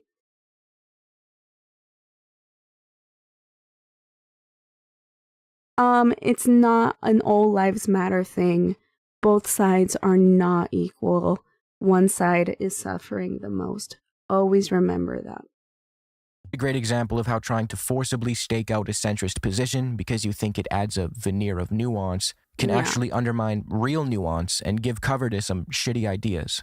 Moving on. I don't think it's too much to ask for Mudahar if he's going to broach this serious topic to at least fill us in on the severity and details of what's actually happening in Gaza, especially if he's going to rack up 1 million views by shitting on these crazy woke Palestinian advocates. By all means, broach serious topics, but brother, you have millions of subscribers and the ability to shed light on the severity of the suffering being inflicted on these innocent people. But I guess it's better for the algorithm if you just take aim at a guy like Hassan Piker instead. All these SlopTube guys really fucking hate this dude. Some of them are genuinely obsessed. Take Nux, for example. He's a...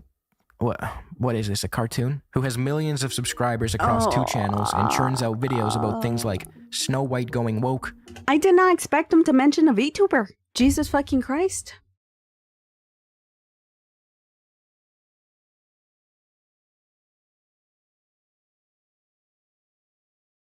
That's crazy. You see? You see how VTubers are literally no one, like you normies who are just into VTubing casually don't understand, but the VTuber sphere is owned by right wingers, okay? You don't understand. And the SlopTubers, including this guy, anyone who's a drama tuber in the VTubing sphere is a right winger, and if they're not, they're a centrist, and a centrist always will side with right wing talking points. And that's why I, as a VTuber, will not just sit around and not say anything, right? People get mad at VTubers who talk about politics because, like, VTubing is just about having fun and having a comfy fucking space. Shut the fuck up. Because why don't you say that to this motherfucker, by the way? This guy. Oh, I hate this guy so much. This guy who has so much fucking almost 848k subscribers, bro.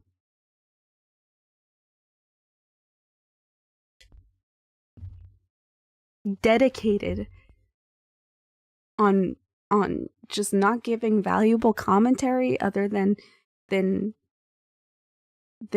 increasing, you know, the whole right-wing mentality, perspectives, whatever the fuck. These are the people that control the VTubing sphere. But you have a VTuber who, I'm not gonna name who, because I don't want to encourage people to fucking harass them. Because if these motherfuckers end up finding my video, again, a nobody VTuber talking about this, they will send a hate raid towards me and whoever I'm talking about. Okay? So I'm not even gonna mention it because I've seen this before. I've seen this before. And I've interacted with VTubers who've suffered, who ended up unfortunately being unlucky enough to get noticed by one of these fuckers and then getting fucking attacked on stream by a horde of racist fucks, racist homophobic fucks, and forcing someone to break down on stream because of how fucked up everyone, like the hate raid. It was a hate raid.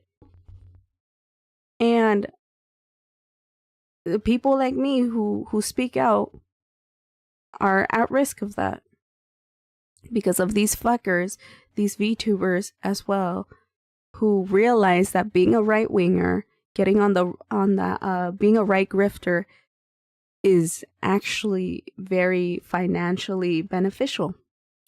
You will get so much money for being a racist piece of shit. Why? Because YouTube loves that. Twitch loves that. They cater to motherfuckers like that. There really isn't much benefit in being a left wing, like a very open left wing political commentator. There just isn't. So, it's actually an L. Like it's a debuff, an automatic debuff. It's a shame. I'm really surprised this guy mentioned a fucking VTuber. That's crazy. Subscribers across 2 channels and churns out videos about things 2.8. like Snow White going woke, 2 million IRL streamers like subscribers, Vitaly bro. and Johnny Somali, and of course, an unhealthy amount of videos about Hassan Piker. Like, way too many to count. Also, let me tell you something. If you find a content creator and or person who hates Hassan Piker, you run. Okay? That's your red flag. Remember that. Is also a little more openly right-wing than your average SlopTuber, and he regularly feels the need to educate us on contentious political matters, which I'm super grateful for, because where else would I develop my understanding of fucking trade protectionism? In the long term, this is bringing unbelievable wealth and industry to the United States. It's worth noting that he and his contemporaries rarely, if ever, actually back up their claims. Just look at this description box. No sources, just a polemic descriptor about how Democrats are cooked, Doge Lord Elon Musk, and what seems to be a bunch more SEO ranking terms. And then he has the gall to claim that his video is for educational purposes. Maybe I'm just being a dick, but is it really too much to ask that when we make definitive statements about contentious political or economic issues, we substantiate those claims somehow? Especially if we're going to make quote-unquote educational videos. Anyway, back to Mudahar. In his video, he calls out a pro-Palestinian creator by the name of Frogan, who said this about American soldiers. I have no pity at all for any fucking soldiers. U.S. military? Boo fucking who? I hope you get PTSD. The U.S. military that are like, yeah, like, you know, I did this back then, but now I know it's wrong. Like, I'm changed. Like, fuck imperialism. Fuck this. You don't deserve the PTSD. But like any other motherfucker, you're joining them. You're, oh my god, I want my fucking Camaro, no student loans. Fuck you. Is what she said crude and It's callous? true. Yeah, sure. I guess, but you know how much war crimes Americans did. Actually, my psychology 101 class, I was so fucking horrified learning that a bunch of soldiers just tortured Muslim prisoners for funsies and took pictures while doing it. And then seeing like the picture of someone getting actively tortured while a white American soldier with a thumbs up smiling, such a beautiful smile at the camera while she's next to someone getting tortured, was really crazy. And let me tell you that was normalized, and people, I think we have a right to criticize that in the most fucked up way possible. I actually, someone I used to know, joined the military despite me telling them not to, but of course they did. And, well, they came out very not anti-American, but very anti-military. And, basically realized why I fucking was begging them not to fucking join. They ended up facing a lot of horrors by joining, and it's just like, yeah, like, if you realize the error in your ways, if you had no other choice, but still can recognize that what the American government and the American military is doing is wrong, then yeah, okay, fine. But if you don't, then yeah, fuck you. I don't think there's anything wrong with that. I don't know. It really depends. It really does. And again, like, my friend who was, well, they're not my friend anymore, but they basically got traumatized, I can't blame them with what they told me happened to them while they were serving the military. By the military. The traumatizing stuff was done by the military to them. Like, I don't see why anyone would get offended by someone angrily criticizing that.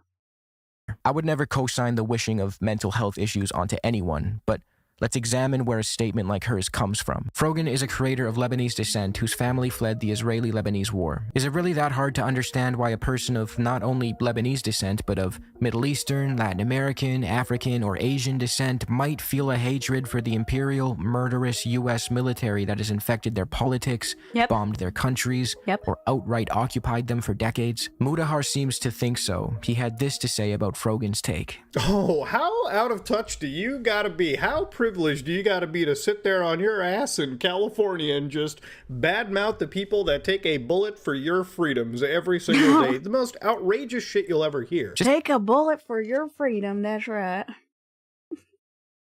More like take a bullet, put it into their gun, and kill off everyone you know. Think of yourself? Come on.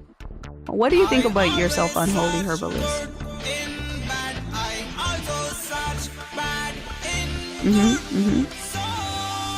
Wait, what does that mean? Can you explain? You're a what? Can you say that one more time? You're a very good bad boy. Well, thank you for telling us 3 times. We really needed to know. It's important. It's true. Hello, my name is Tamashii, and all I gotta say is Tamadis. Yes, that is my catchphrase. Do not ask.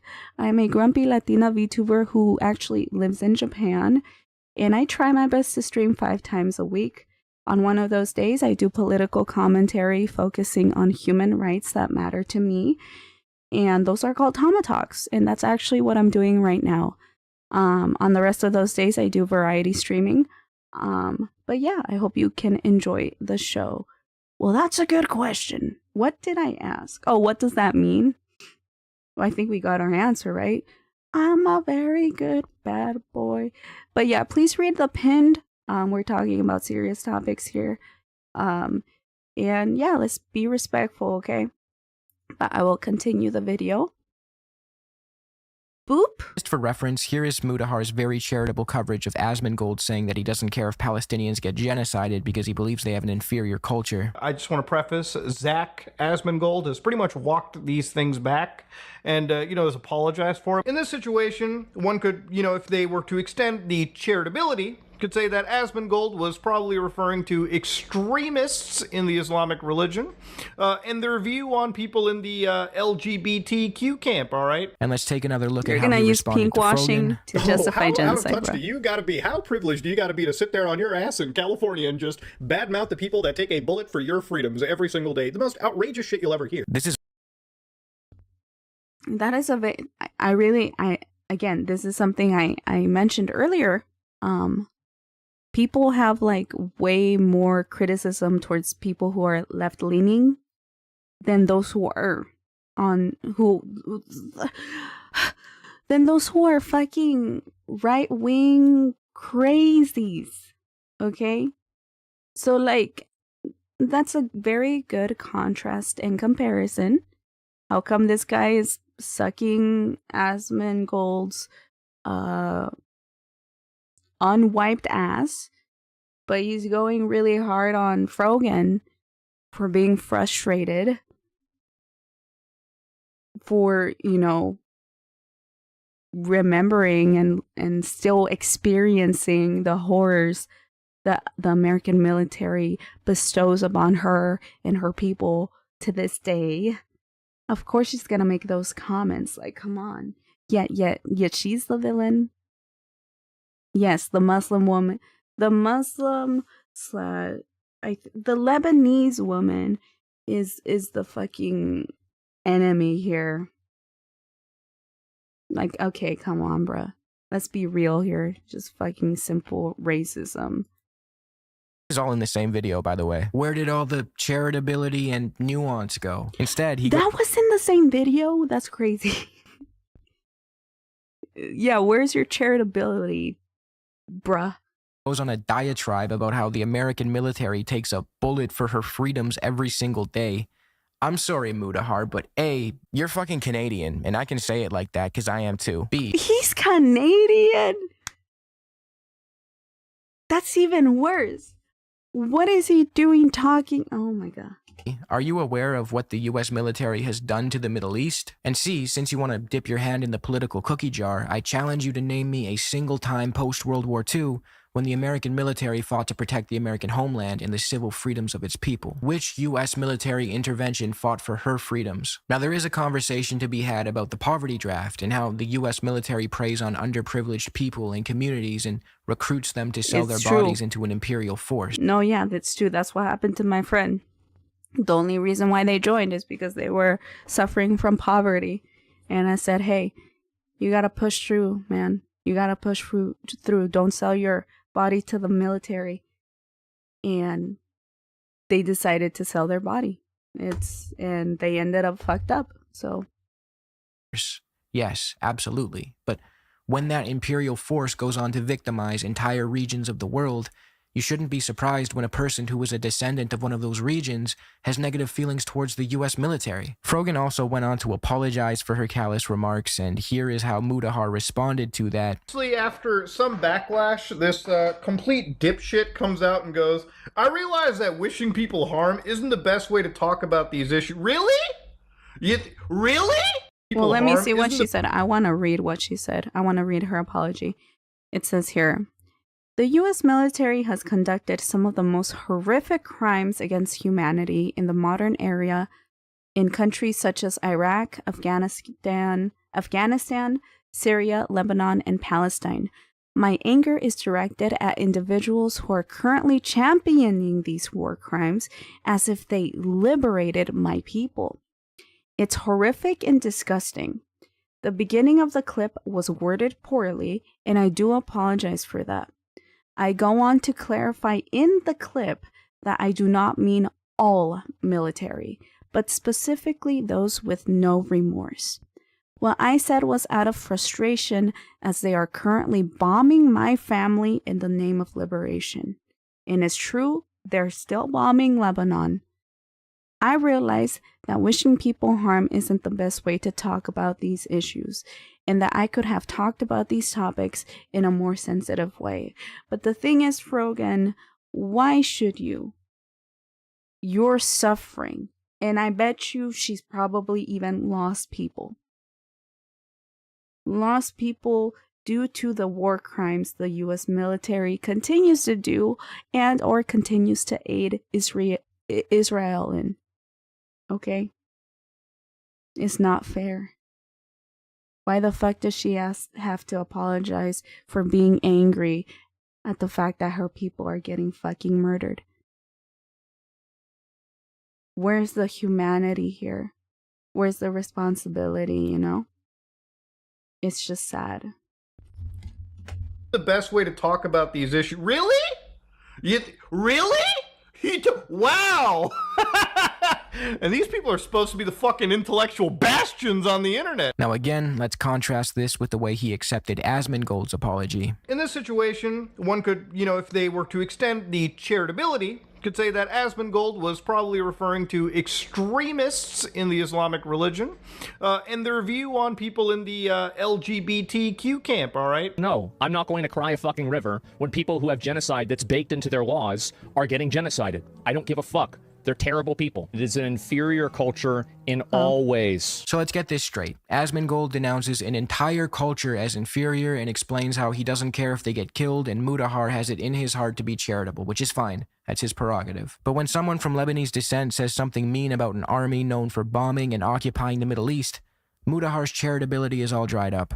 That checks out. Is the point of Mudahar's video to foster genuine understanding and shed light on the horrific atrocities the Israeli state is inflicting upon the people of Palestine? Or is it just to score cheap shots at creators who are actively speaking out against the genocide Israel is currently committing? You tell me. This is not to say that you can't criticize people just because they support the Palestinian plight. You absolutely can and should if they deserve it. But when 99% of your coverage on issues adjacent to the Israeli-Palestinian conflict consists of hyper-focusing on pro-Palestinian internet creators, and the only thing you have to say about a literal genocide is, I think genocide is wrong, but Muslims and Jews just don't get along, man, it is fair for me to call your priorities into question. Now let's move on to the main event.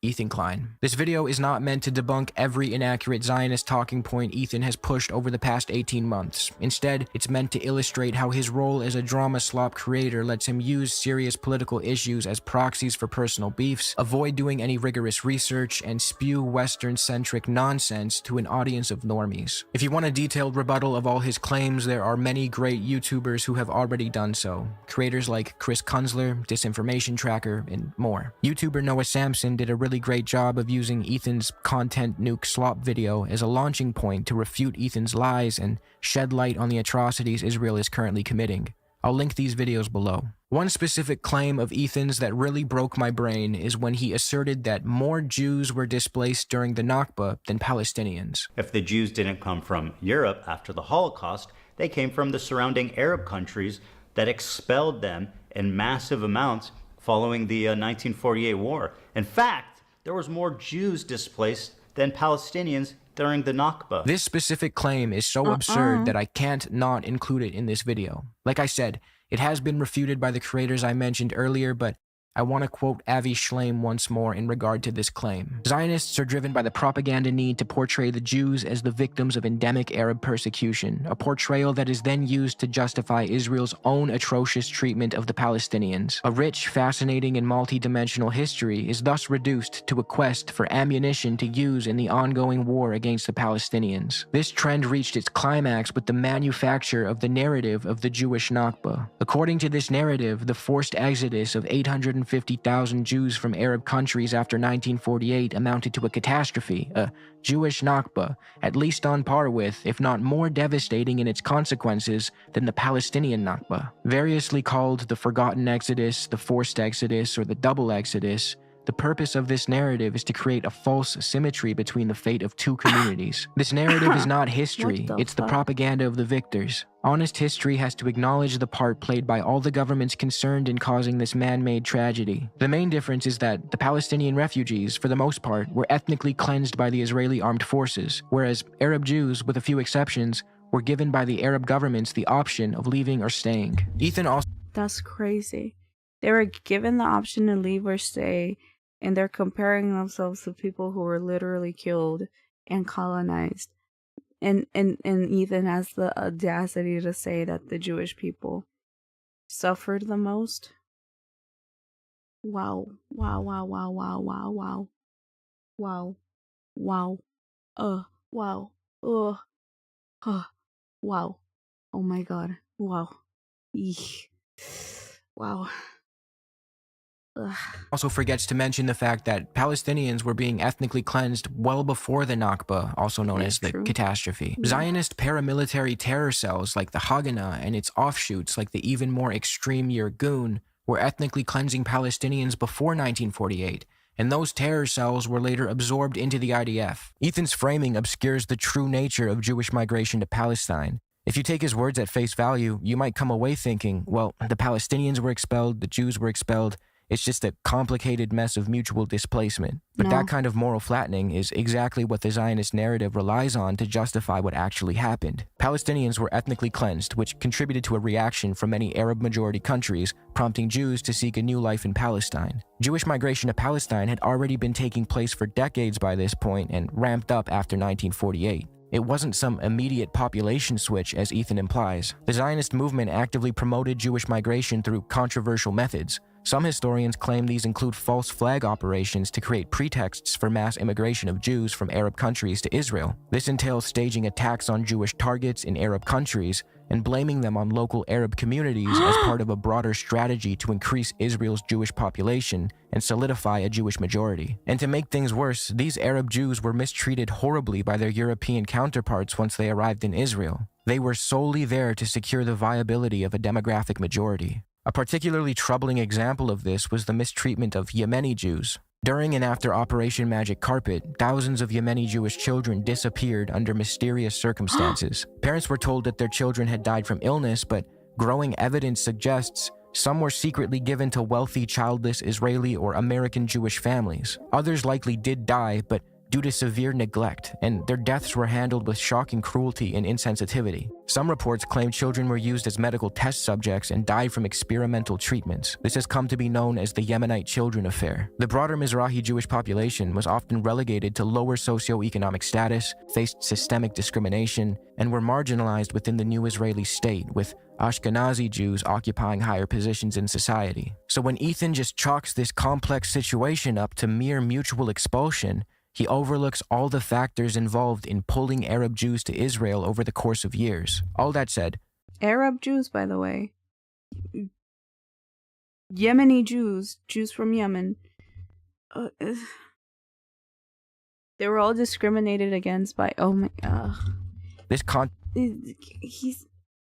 propaganda, okay? That's what it is. It's all systematic. And yeah, I just get so frustrated, especially like just learning all of this and realizing even further how it goes so deep. It goes so deep that it's sad. It's really sad that it's working as it should. It's successful. Because to this day, like, this idiot is repeating all of these evil talking points in order to get the public to acknowledge and devalue what's actually happening in Palestine. It's crazy. Wow. Involved in pulling Arab Jews to Israel over the course of years. All that said, this context doesn't change the outcome. Jewish immigrants displaced Palestinians, took their They land did. and property, and They subjected them to an ongoing occupation. Yep. It's unacceptable, no matter the reason for their arrival and no matter how the Israeli government worked to reshape its population. Over the past 18 months, many videos have resurfaced of Ethan Klein and his wife, Ela, engaging in dehumanizing conversations regarding Palestinian people, literally referring to a Palestinian person as it at one point. I walked with them to one house. Okay. I did get out of the car once, but surrounded with them. So Okay. Did they arrest anyone that night? They did. Did they bring it in the same car with you? No. Oh, You different got car. it. There's a few cars going. Damn, that's crazy. Was it like? How did you feel? Was it horrifying? It was strange. They've also revealed a double standard in the way they view Westerners versus the way they view people from the Middle East. For example, Ethan loves to accuse Hassan of being a terrorist supporter, and one of the reasons he makes this claim is because Hassan interviewed a young 19-year-old man from Yemen. At the time, Hassan was under the impression that the teenager was part of the Houthis, and he wanted to conduct an interview with him. It later turned out that he was not, in fact, a Houthi, but that revelation didn't matter to Ethan or Muda or Nux, and they all ran with the talking point that Hassan promoted a quote-unquote terrorist. Apart from the term terrorist being a highly contentious label, often used as a political tool to delegitimize groups resisting oppression while legitimizing the violence of oppressive states, let's zoom out a bit and look at the history of Yemen. Yemen is one of the poorest countries in the Middle East. It has been the victim of a genocidal campaign waged by a coalition of Gulf states, headed by Saudi Arabia and supported by the West. Israel's intentions align heavily with those of the Saudi-led coalition and is viewed as an outpost for Western hegemony in the Middle East. It is not exactly inconceivable why a 19-year-old from Yemen might be anti-Zionist, especially as the state of Israel is in the middle of committing a genocide. When this young man was asked by Hassan if he was anti-Semitic or simply in opposition to the ethno-religious supremacist idea that is Zionism, he confirmed the latter. Ask him what he thinks about the fact that in America, some of the leading groups that are pro-Palestine are led by Jewish people who are anti-Israel. How does he feel about that?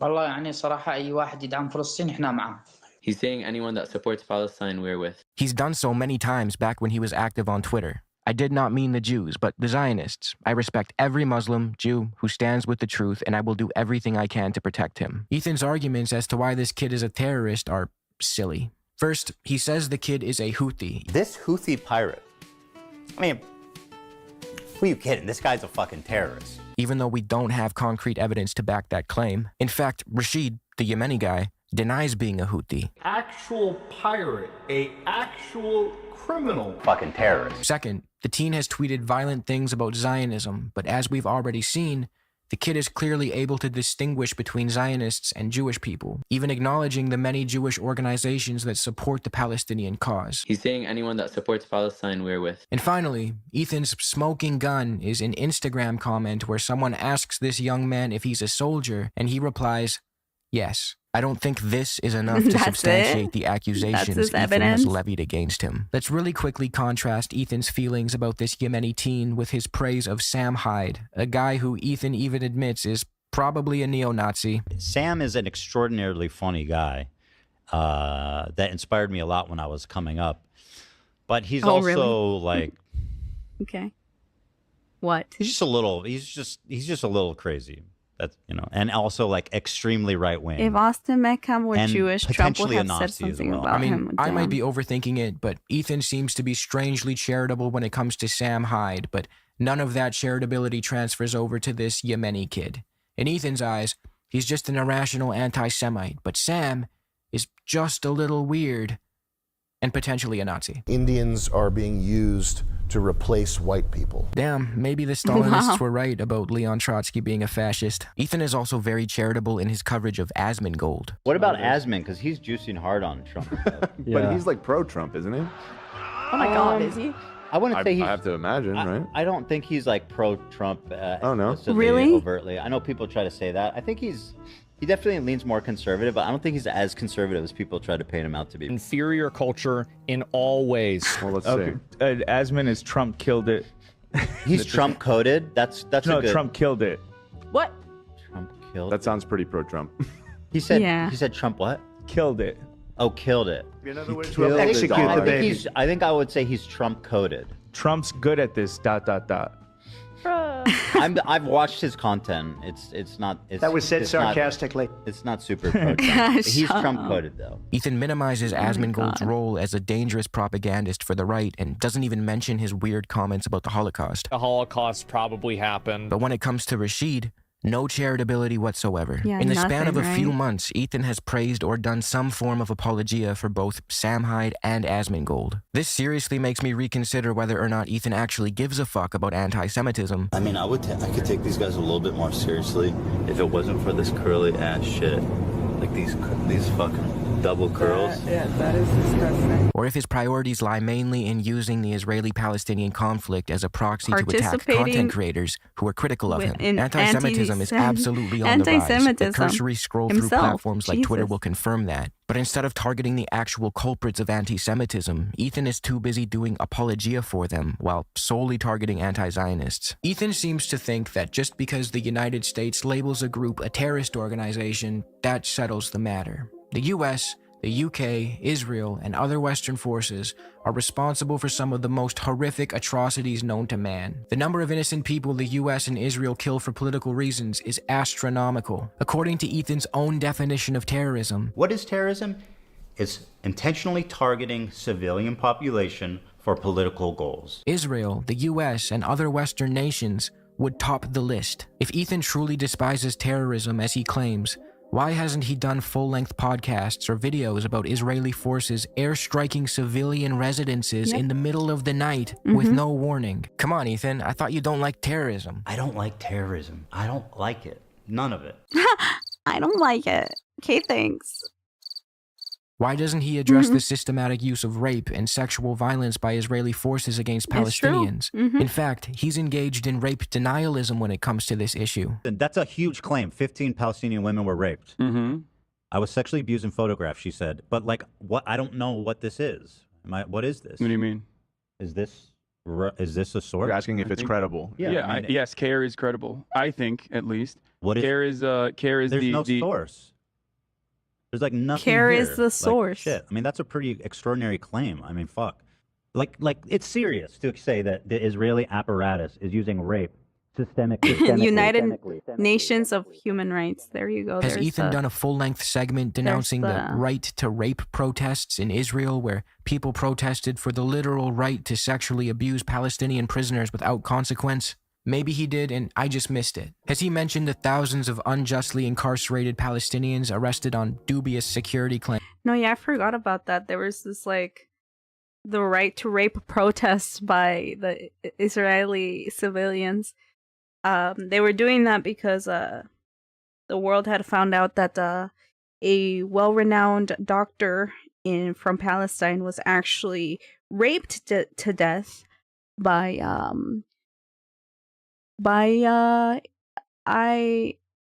IOF soldiers, Israeli soldiers, and those soldiers were arrested and investigated, and everyone,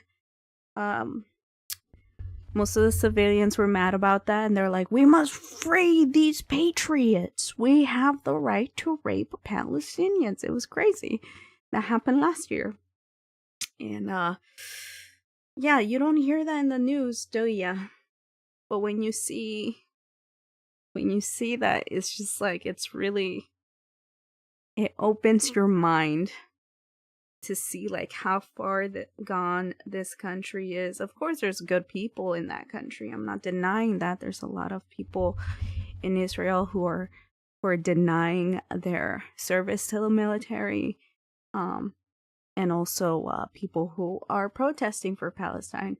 But usually, those people get their ass beat, you know, get discriminated against as well for believing in human rights. And just imagine people like protesting the right to rape.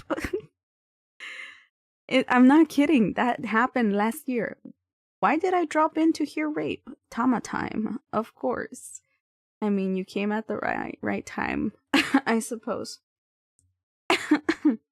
Claims and subjected to this violence. For context, the security prisoner designation in Israel is widely criticized as an inhumane and politically motivated label used to justify the mistreatment of thousands of Palestinians. Under this system, Palestinians, many of them minors, can be detained indefinitely without charge or trial through administrative detention, subjected to military courts with conviction rates of over 99%, and denied basic legal rights. The label often conflates nonviolent political activism with terrorism, stripping detainees of the protections afforded to political prisoners under international law. I've seen these fuckers arrest children. Literal fucking like 6-year-olds, dude. And if not that, then like just killing them. But if they don't kill them, they and they arrest the kids. I don't understand how Ethan is so fucking blind. Or actually, no, he weaponizes his ignorance, but why is he so willing to denial of this when it's so easily accessible? Like, we can literally look it up right now here. This is the 40-minute mark, right? This is the 40-minute. We're at the 40-minute mark. Let me type in IOF. Oh wait, I need to put IDF. IDF soldier arresting child. Let's see. Here's the first one. שלום לכם. מה קורה? ילדים שלך? זה לא ילדים. תתרחק. אני לא מתקרב. Oh, here. Maybe I should read what they're saying. Are they your children? No, they're not. Then stay away. I came because their family are upset. Do you know the family? Yes, I do. Israeli soldier arrests Palestinian children.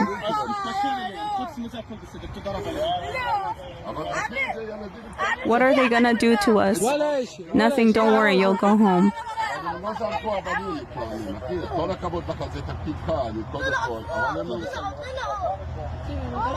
I swear we haven't done anything. Look at him smiling. Look at him smiling, this motherfucker. Look at him smiling. Malditos. אבל אפילו אם ראיתי ילד יהודי נוצרי שהוא בצבא או משהו, אז אני מתערב. לא שאני בחס וחלילה באתי.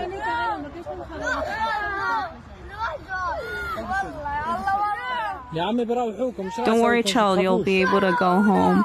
They're not gonna take us home. No, you will go home, don't worry.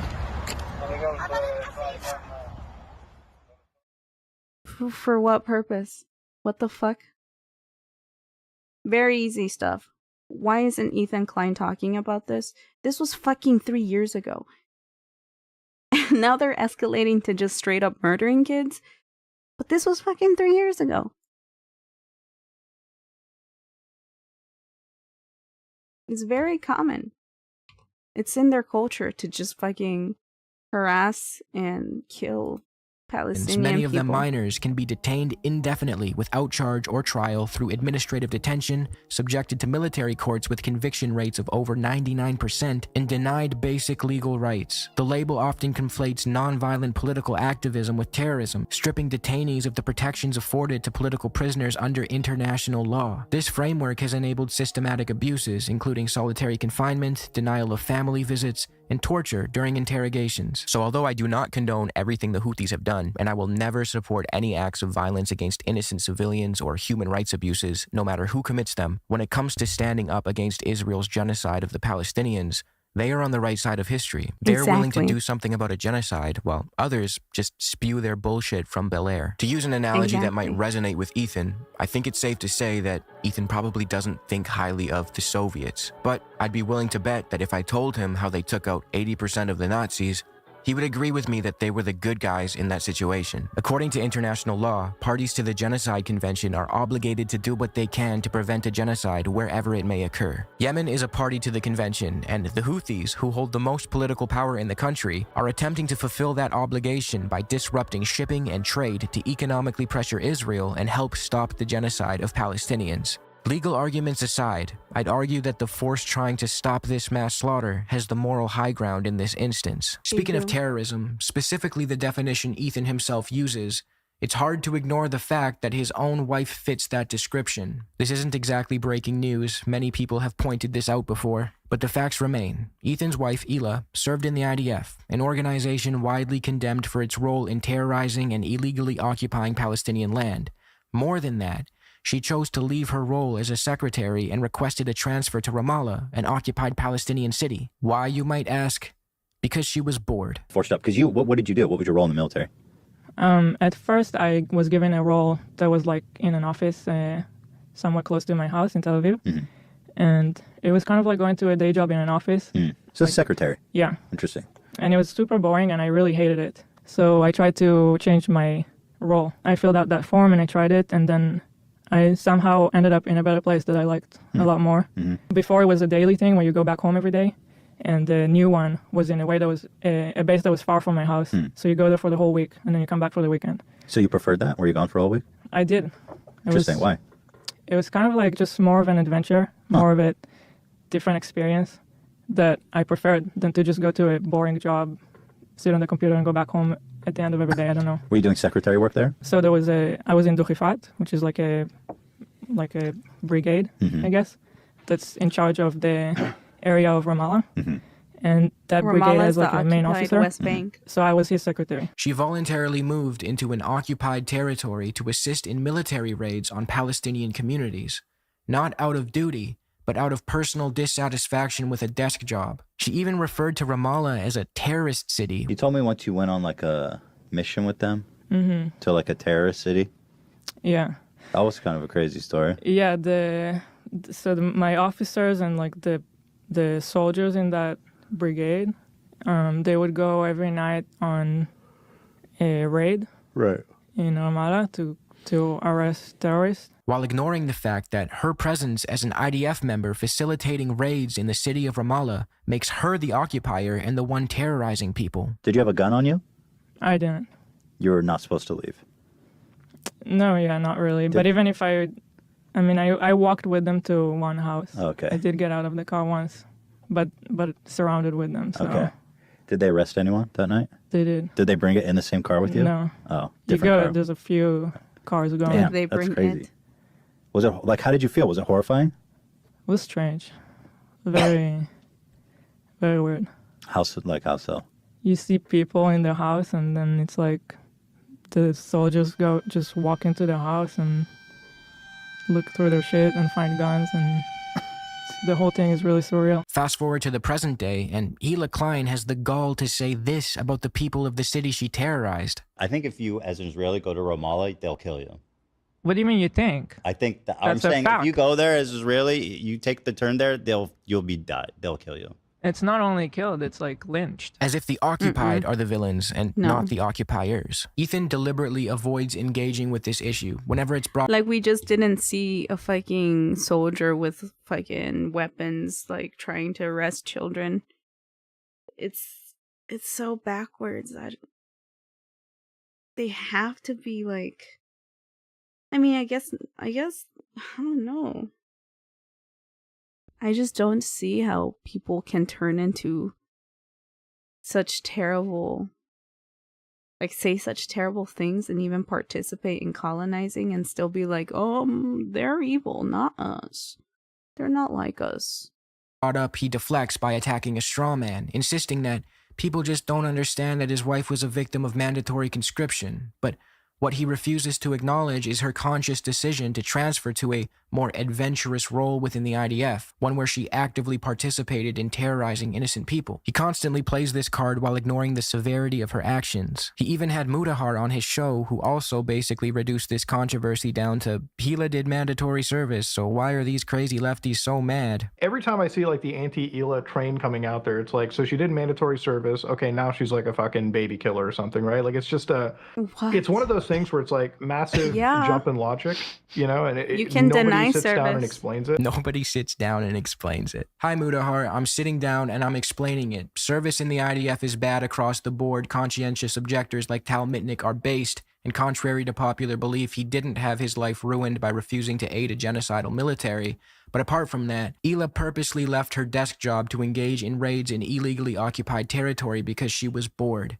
Hope that clears it up. Also, since you don't take kindly to people speaking insensitively about military personnel, why didn't you call out your buddy Ethan when you were on his podcast and had the chance? I'm personally looking forward to the podiatrist with PTSD from the Iraq War. I'm not like a military simp. I don't get the whole thank you for your service thing. Yo, I can see the podiatrist with the PTSD.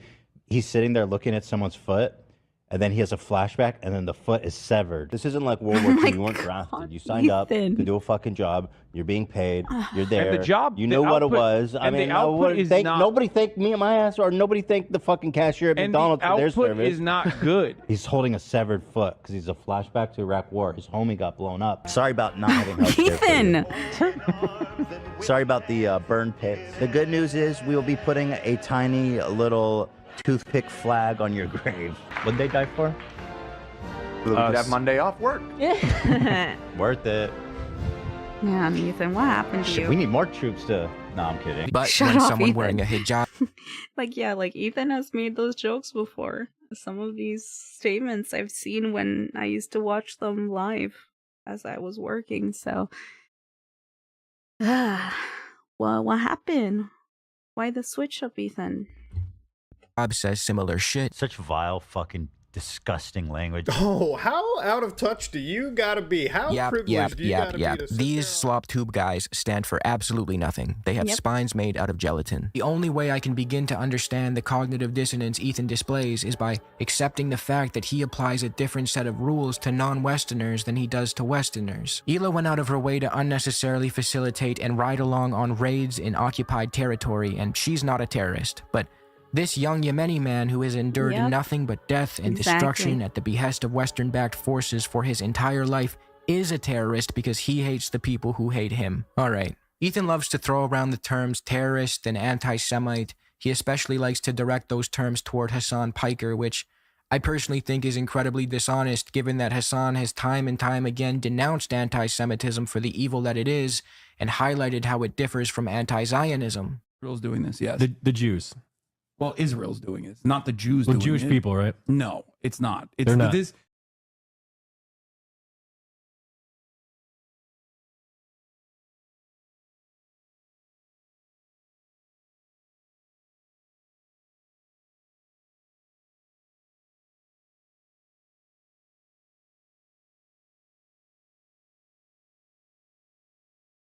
So one thing you have to understand is that like a difference. There Enlighten is me, 'cause a I'm just major asking. difference because like what Saudi Arabia You does can't is even not hear about me. Islam. You know, it's not like ISIS. You didn't even hear me when I said that.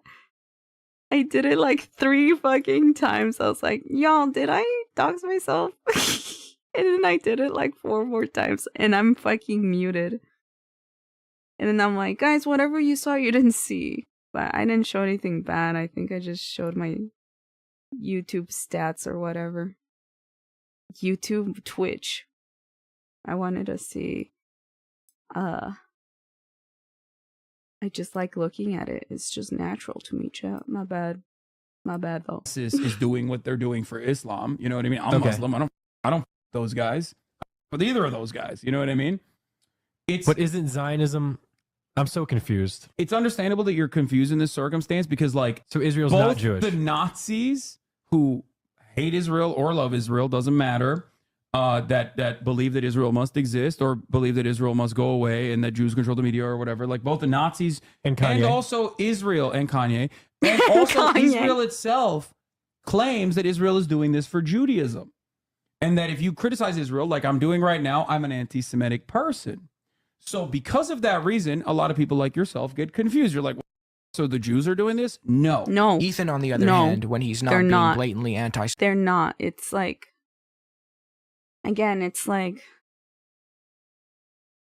Yes, a lot of people are brainwashed in Israel, but at the same time, a lot of people are who are Jewish are fighting for the Palestinian cause.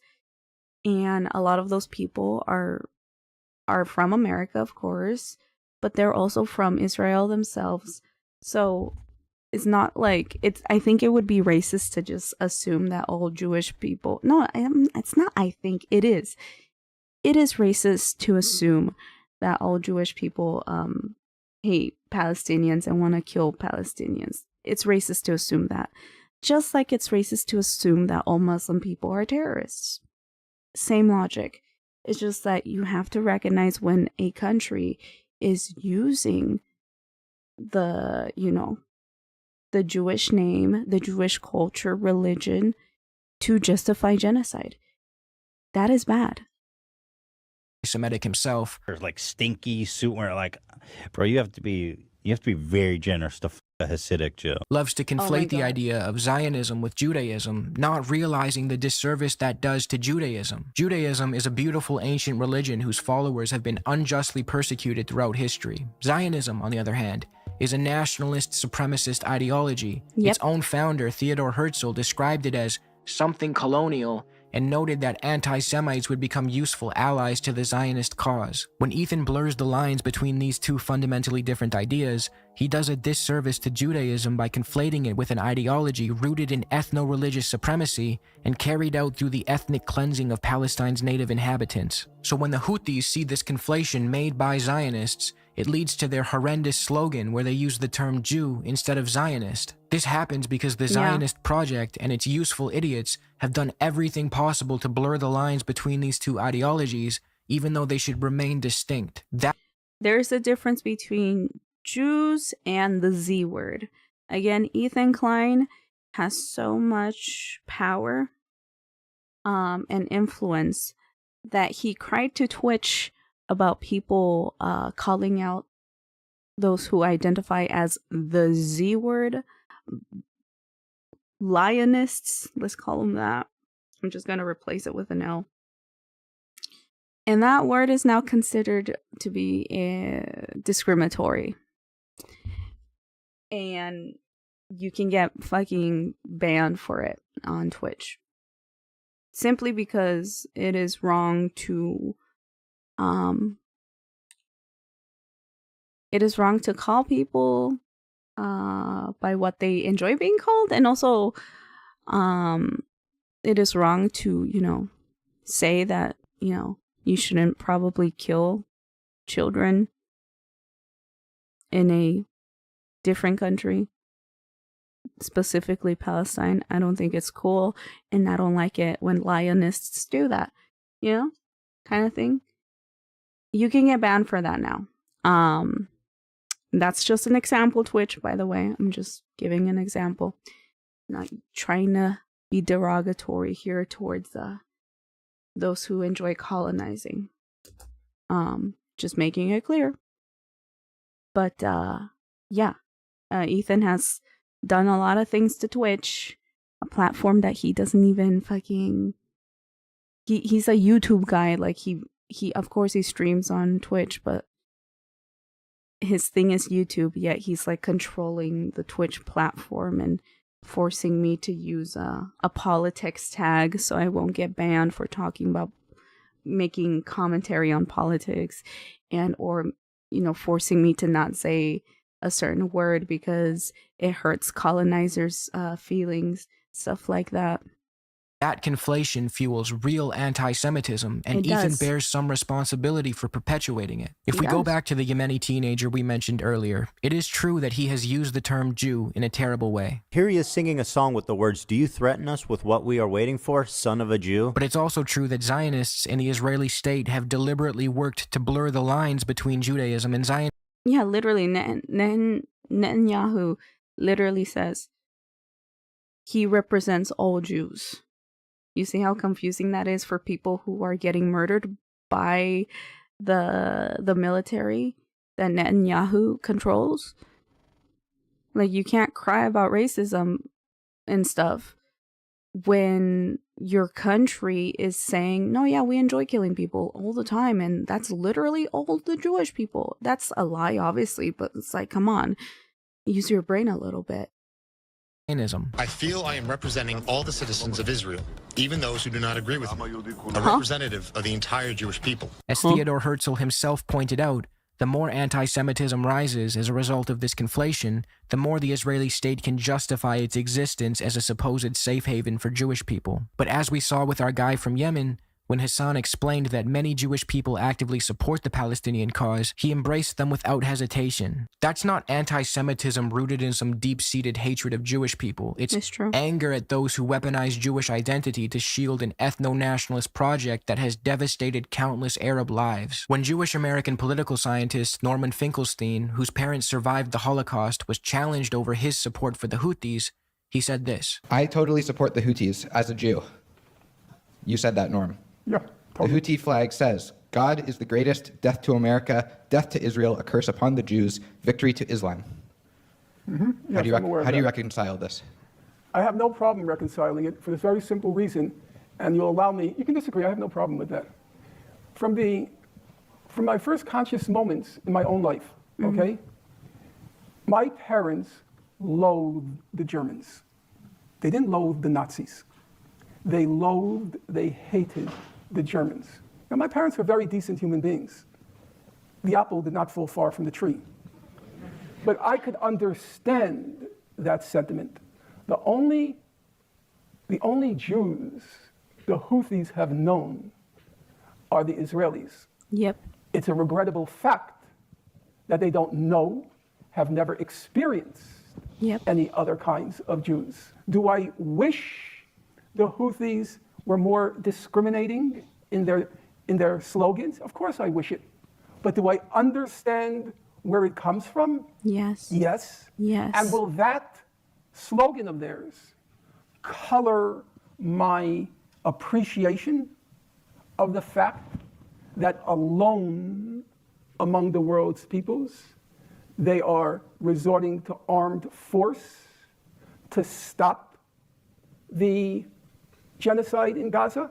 To stop I have the to genocide. ask myself the question, yeah, how would my parents have felt if this ragtag army happened to be situated on a point in the world's map where they could inflect the outcome of the final solution? And these people, this ragtag people, hailing back to the Middle Ages, they were investing all of their physical resources and moral energy to stopping the extermination. How would my parents react? Nazis. Would they ask, what are their political slogans? No, they wouldn't. So. Ethan is now 18 months into his crusade against... Finkelstein is such a...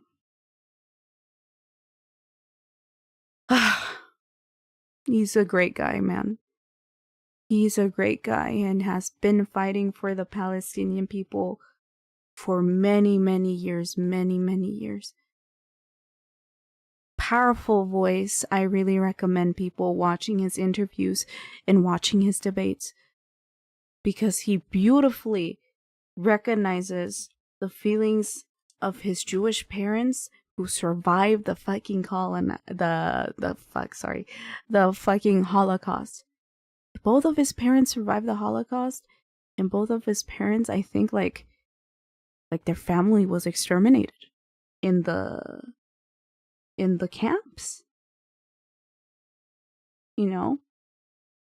So he truly, as a Jewish man, he truly understands what the people in Palestine are feeling. To a T. Yet he is using that to stop another genocide from happening, to stop what happened to his people from happening again. And it's very sad because it's happening again in the name of Jewish people. It's so sad, the irony, but at the same time, I feel like it's so beautiful how Finkelstein is so intelligent and can get his point across and help people realize like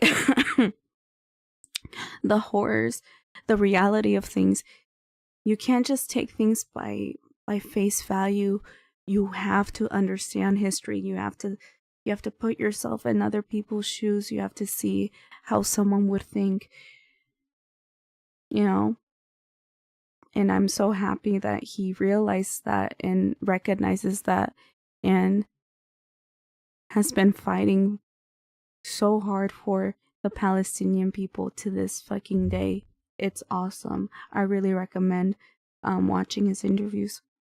Anyone to his left. He's used the Israeli-Palestinian conflict as a backdrop for his drama-driven attack videos, even as the genocide of Palestinians continues. His desperation to own his perceived enemies leads him to say things that are reprehensible. Case in point, he's once proudly announced he'd take his family to Israel and film how wonderful it is for his audience to see. What I want to do is show you guys how I see Israel, because you don't see that. When you listen to Hassan and you hear all these fucking mega lefties talking about it like it's some super racist, crazy, like Jim Crow style of society. It is Jim Crow. I can't wait to show you guys how beautiful, how multicultural, how free. Will you show the Palestinians as well, that aren't getting discriminated or they are getting discriminated? What's the point of just showing how the colonizers are living their free life happy? What is exactly the point of that? I don't understand. It feels for people, or just it's a beautiful place. It is. It's one of the most diverse places I've ever been. Let's be clear. He said this about a country actively committing genocide, and as a white Jewish man, his experience there won't reflect the reality for Palestinians. Now, Ethan would refute my characterization of his statement by saying that he was referring to Israel proper. You guys, how I see Israel, because you don't see that. When you listen to Hassan and you hear all these fucking mega lefties talking about it like it's some super racist, oh my God, bro, you have no idea what you're talking about. She's now talking I'm about talking it on his about Israel proper. However, my criticism still stands. Apart from the fact that the Israeli state is actively committing genocide and praising even parts of it while this is happening is insane, Israel proper is not lacking in its discriminatory practices. There are tons, ranging from discriminatory planning and building laws, particularly in the Negev and in the Galilee. There are land laws that prioritize Jewish people, the anti-terror laws that disproportionately surveil and affect Arabs. Take the 2018 nation-state law, which declares Israel the nation-state of the Jewish people exclusively, downgrades Arabic from an official language, and promotes Jewish settlement as a national value.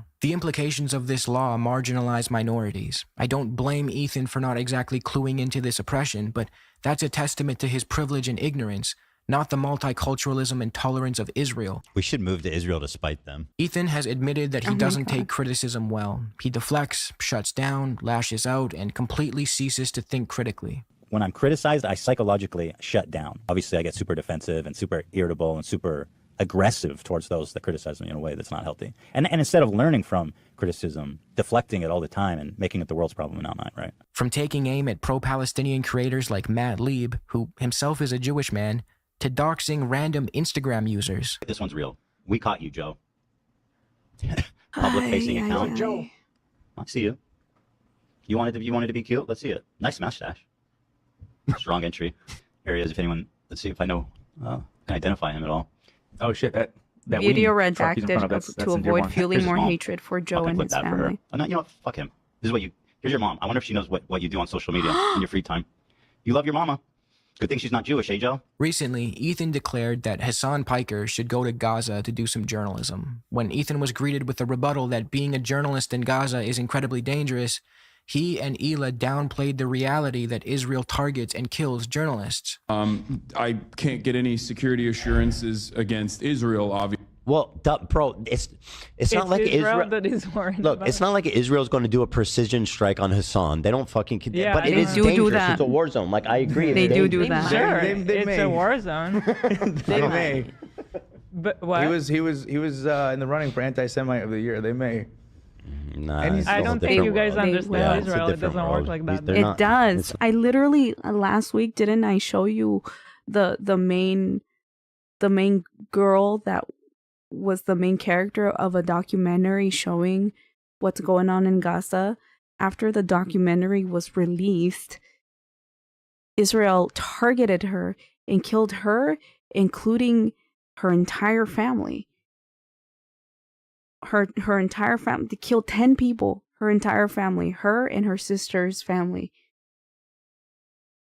Why? Because she was the main character of a documentary that shows the realities of Gaza. And she was still living in Gaza. And they targeted her and they killed her. They do that. Yes. If Hassan were to go, he'd be dead. It's pretty fucking obvious at this point. they're idiots. No, but regardless, I agree it's dangerous, right? Yeah. Okay. It's dangerous in a war zone. Right. Not because Israel will like target him. They will. Don't think it's like that personally. Claiming that, yes, going to Gaza would be dangerous, but that's because there's a war going on there, not because Israeli forces would purposefully target a journalist. They would never. Now, apart from the fact that constantly calling a genocide a war is a form of genocide denial and obfuscates the reality that a genocide and a war can occur concurrently, as is recognized by international law, and as we've seen in Srebrenica in 1995, Israel does in fact target journalists, medics, humanitarian workers, and so forth. Hundreds of journalists have been killed by Israeli forces since October 7th, 2023, some of which were literally burned alive. This is an issue that predates the current genocide in Gaza. There are infamous cases like that of Rachel Corrie, an American journalist who was run over by an Israeli bulldozer in 2003. Her death was then mocked by members of the IDF who made Rachel Corrie pancakes. Apart from just journalists, other volunteers or workers aren't safe either. In March of 2025, Israeli forces killed 15 Palestinian medics and buried them in a mass grave. And we saw that. I talked about that. And I even asked chat to help me figure out whether or not a vehicle was an ambulance, whether or not a vehicle was a fire truck, you know, whether or not these people were an actual threat that deserved to be murdered one by one and then buried in a mass grave. Because later on, Israel claimed that they were suspicious, they didn't have lights on, there was no way of them knowing they were health workers. And so me and in chat, whoever was there that day, whoever was chatting, I asked you guys, I'm like, what is that? What do you think that is? What about that? Okay, I think it's safe to assume that's an ambulance. Are they a threat universally? Are those things a threat? The lights are on. And later on, we heard the gunshots. Of course, I didn't watch the whole video because that goes against TOS. And I'm not keen onto hearing people die. But who are we joking here? Ethan and Hila are just lying at this point. And a lot of people are refusing to see that. The list goes on and on and on. Will the H3 podcast ever retract their statements that Israel doesn't target journalists? Will they ever issue a correction? Will Ethan ever admit that he was wrong to attribute the entire death toll of the Syrian civil war to Hezbollah? I said Hezbollah's killed a shit more load of Arabs than IDF has. Nope. You're saying that's not true?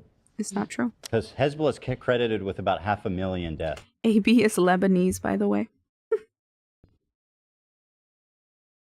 Again, he's basically forcing these people to deny the murder of their own people.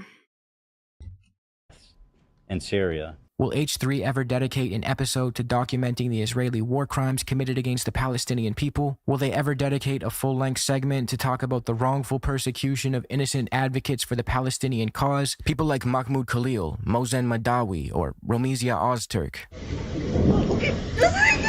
We watched that too, chat. We watched that. They're arresting people in America who speak out for The Palestine. H3 podcast is a very well-known program and has the ability to really highlight the degree to which pro-Palestinian advocates are wrongfully targeted, but the H3 podcast is too busy targeting them themselves. However, when it comes to pumping out episode after episode about how Hassan or other pro-Palestinian advocates like Noah Samson are bad, they're quick to turn on those cameras and start talking shit, and recently, even getting a little litigious. This whole situation has made one thing painfully clear. Ethan is absolutely desperate for drama. I mean, his whole show has always included elements of laughing at others instead of with them. He's even taken to creating this new segment where he makes fun of aspiring musicians on Instagram. But unfortunately, Ethan's bullying has transcended petty shit like that. He's now taken the most urgent humanitarian crisis of our time and turned it into an endless stream of hit pieces on people he dislikes. To wrap this up, one last example of how Ethan benefits from his role as a drama slop creator, whether he realizes it or not, is how his audience uses his just a silly internet guy persona to run defense for him. Bro, is still obsessing over Ethan? Not like he makes a comedy podcast? I don't know. I don't think it's really funny to do genocide defense over and over again. His fans push the narrative that since he's just a comedian, he shouldn't be treated as what he truly is, a dangerous source of misinformation with an ego so massive that it prevents him from issuing corrections or engaging in any adequate form of introspection. And instead of learning from criticism, deflecting it all the time and making it the world's problem and not mine, right? This is what I mean by weaponized ignorance. When massive creators with millions of subscribers cover contentious issues with half-truths, omissions, or outright lies, it's on the rest of us to call that out and hold them accountable. Ethan says he apologizes for everything he gets wrong and insists he never defends Israel. Can you name one thing I've said in defense of Israel? Just one. Just one thing I've said in defense of Israel. Or like in defense of the IDF, really. I mean, you could defend Israel. He even bragged that his wife apologized for calling international war criminal Yoav Gallant a really good guy and claimed that he and his wife have no issue owning their mistakes. You know, that's how mature people do. That's how Yeah, how you're supposed to handle yourself, isn't it? Like, what more do you want me to do? I have no problem apologizing and admitting and whatever is needed when things happen. So, Ethan, feel free to correct the record on your claims about Israel not targeting journalists, about Israel proper being a multicultural wonderland, about calling Ramallah a terrorist city while ignoring the fact that it's under illegal military occupation by a force known for actual terrorism, and the rest of the issues I laid out. For the record, I see no reason to hold things over someone's head if they sincerely apologize. The issue with Ethan is that he spreads so much disinformation, and whenever he's called out for it, he just attacks his critics instead of actually apologizing. So his bloviating about how mature he and Hila are when it comes to taking responsibility is, frankly, insulting. It's understandable why everything tends to get transformed into internet drama slop content, even topics that deserve more respect and responsibility than the medium of beef videos can offer. But one thing we can't afford to downplay is the fact that these drama videos are unfolding while a genocide looms in the background. Don't forget that, no matter how much Ethan Klein and his contemporaries obfuscate that reality. There we go. That's a good video. I enjoy, well, I mean, obviously I didn't enjoy hearing it, but like I enjoyed his talking points. Also, one thing that I really enjoyed, I noticed this off stream, he legit has all of his sources. Oh, you can't see it, but all of his sources here on the video as well that he used to make his claims and everything. So I'm actually really excited to read some of these, especially about the Yemenite children affair. Let's see. And all of the resources refuting Ethan's claim of Israel being tolerant and multicultural. I'm really excited to read all of these eventually. But yeah, that was that video. I hope whoever was able to watch me react to it learned something and can understand like the frustration I have for content creators, especially VTubers. I did not expect him to mention a VTuber. Here's the link to the video, by the way, if you'd like to watch it or follow the creator. Subscribe to them, I mean.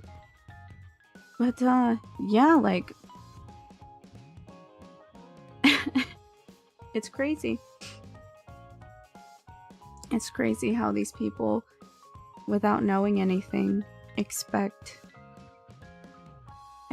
people to listen to them and just don't see the consequences of their actions simply because they just want to, you know, they just want to do things for clout and or to actually just, you know, commit more genocide. Either one of those two. But yeah, that was the TamaTalks. I'm gonna end it here. It's 12 a.m. Well, it's what, 6 more minutes till it's 12 a.m. And I'm debating whether or not I should go to sleep, go get food because I'm super hungry. Oh wait, no, I have to watch something. I don't know. I guess I'll watch like an episode of by the way, the anime's really good. What's it called?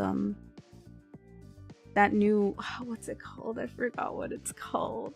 Something Heroes. I forgot what it's called, but it's a good anime. But I might go get something to eat and then also just watch that and just watch an episode and then start heading off to bed and relax, you know? So, hope you guys have a good day. Or good evening. Thank you again for joining me for TamaTalks. As always, I will not raid out only on TamaTalks because I don't want to force people to talk about things politically, especially if they have that bot that summarizes the stream that I just did. It really makes things awkward for them, and I don't want to push people in a negative way or make them feel uncomfortable. But yeah, let's change screens here. Wherever it is. Kokoka. Yeah, I really enjoyed watching that video. I myself learned a lot of things. And I hope you did too. I really appreciate those who watch my TamaTalks. And actually tomorrow, stream tomorrow is cancelled. My apologies. But I may or may not come back on Thursday for Elden Ring Thursdays. I will let you guys know on Twitter, Discord, and or Blue Sky. Oh, and then YouTube posts as well.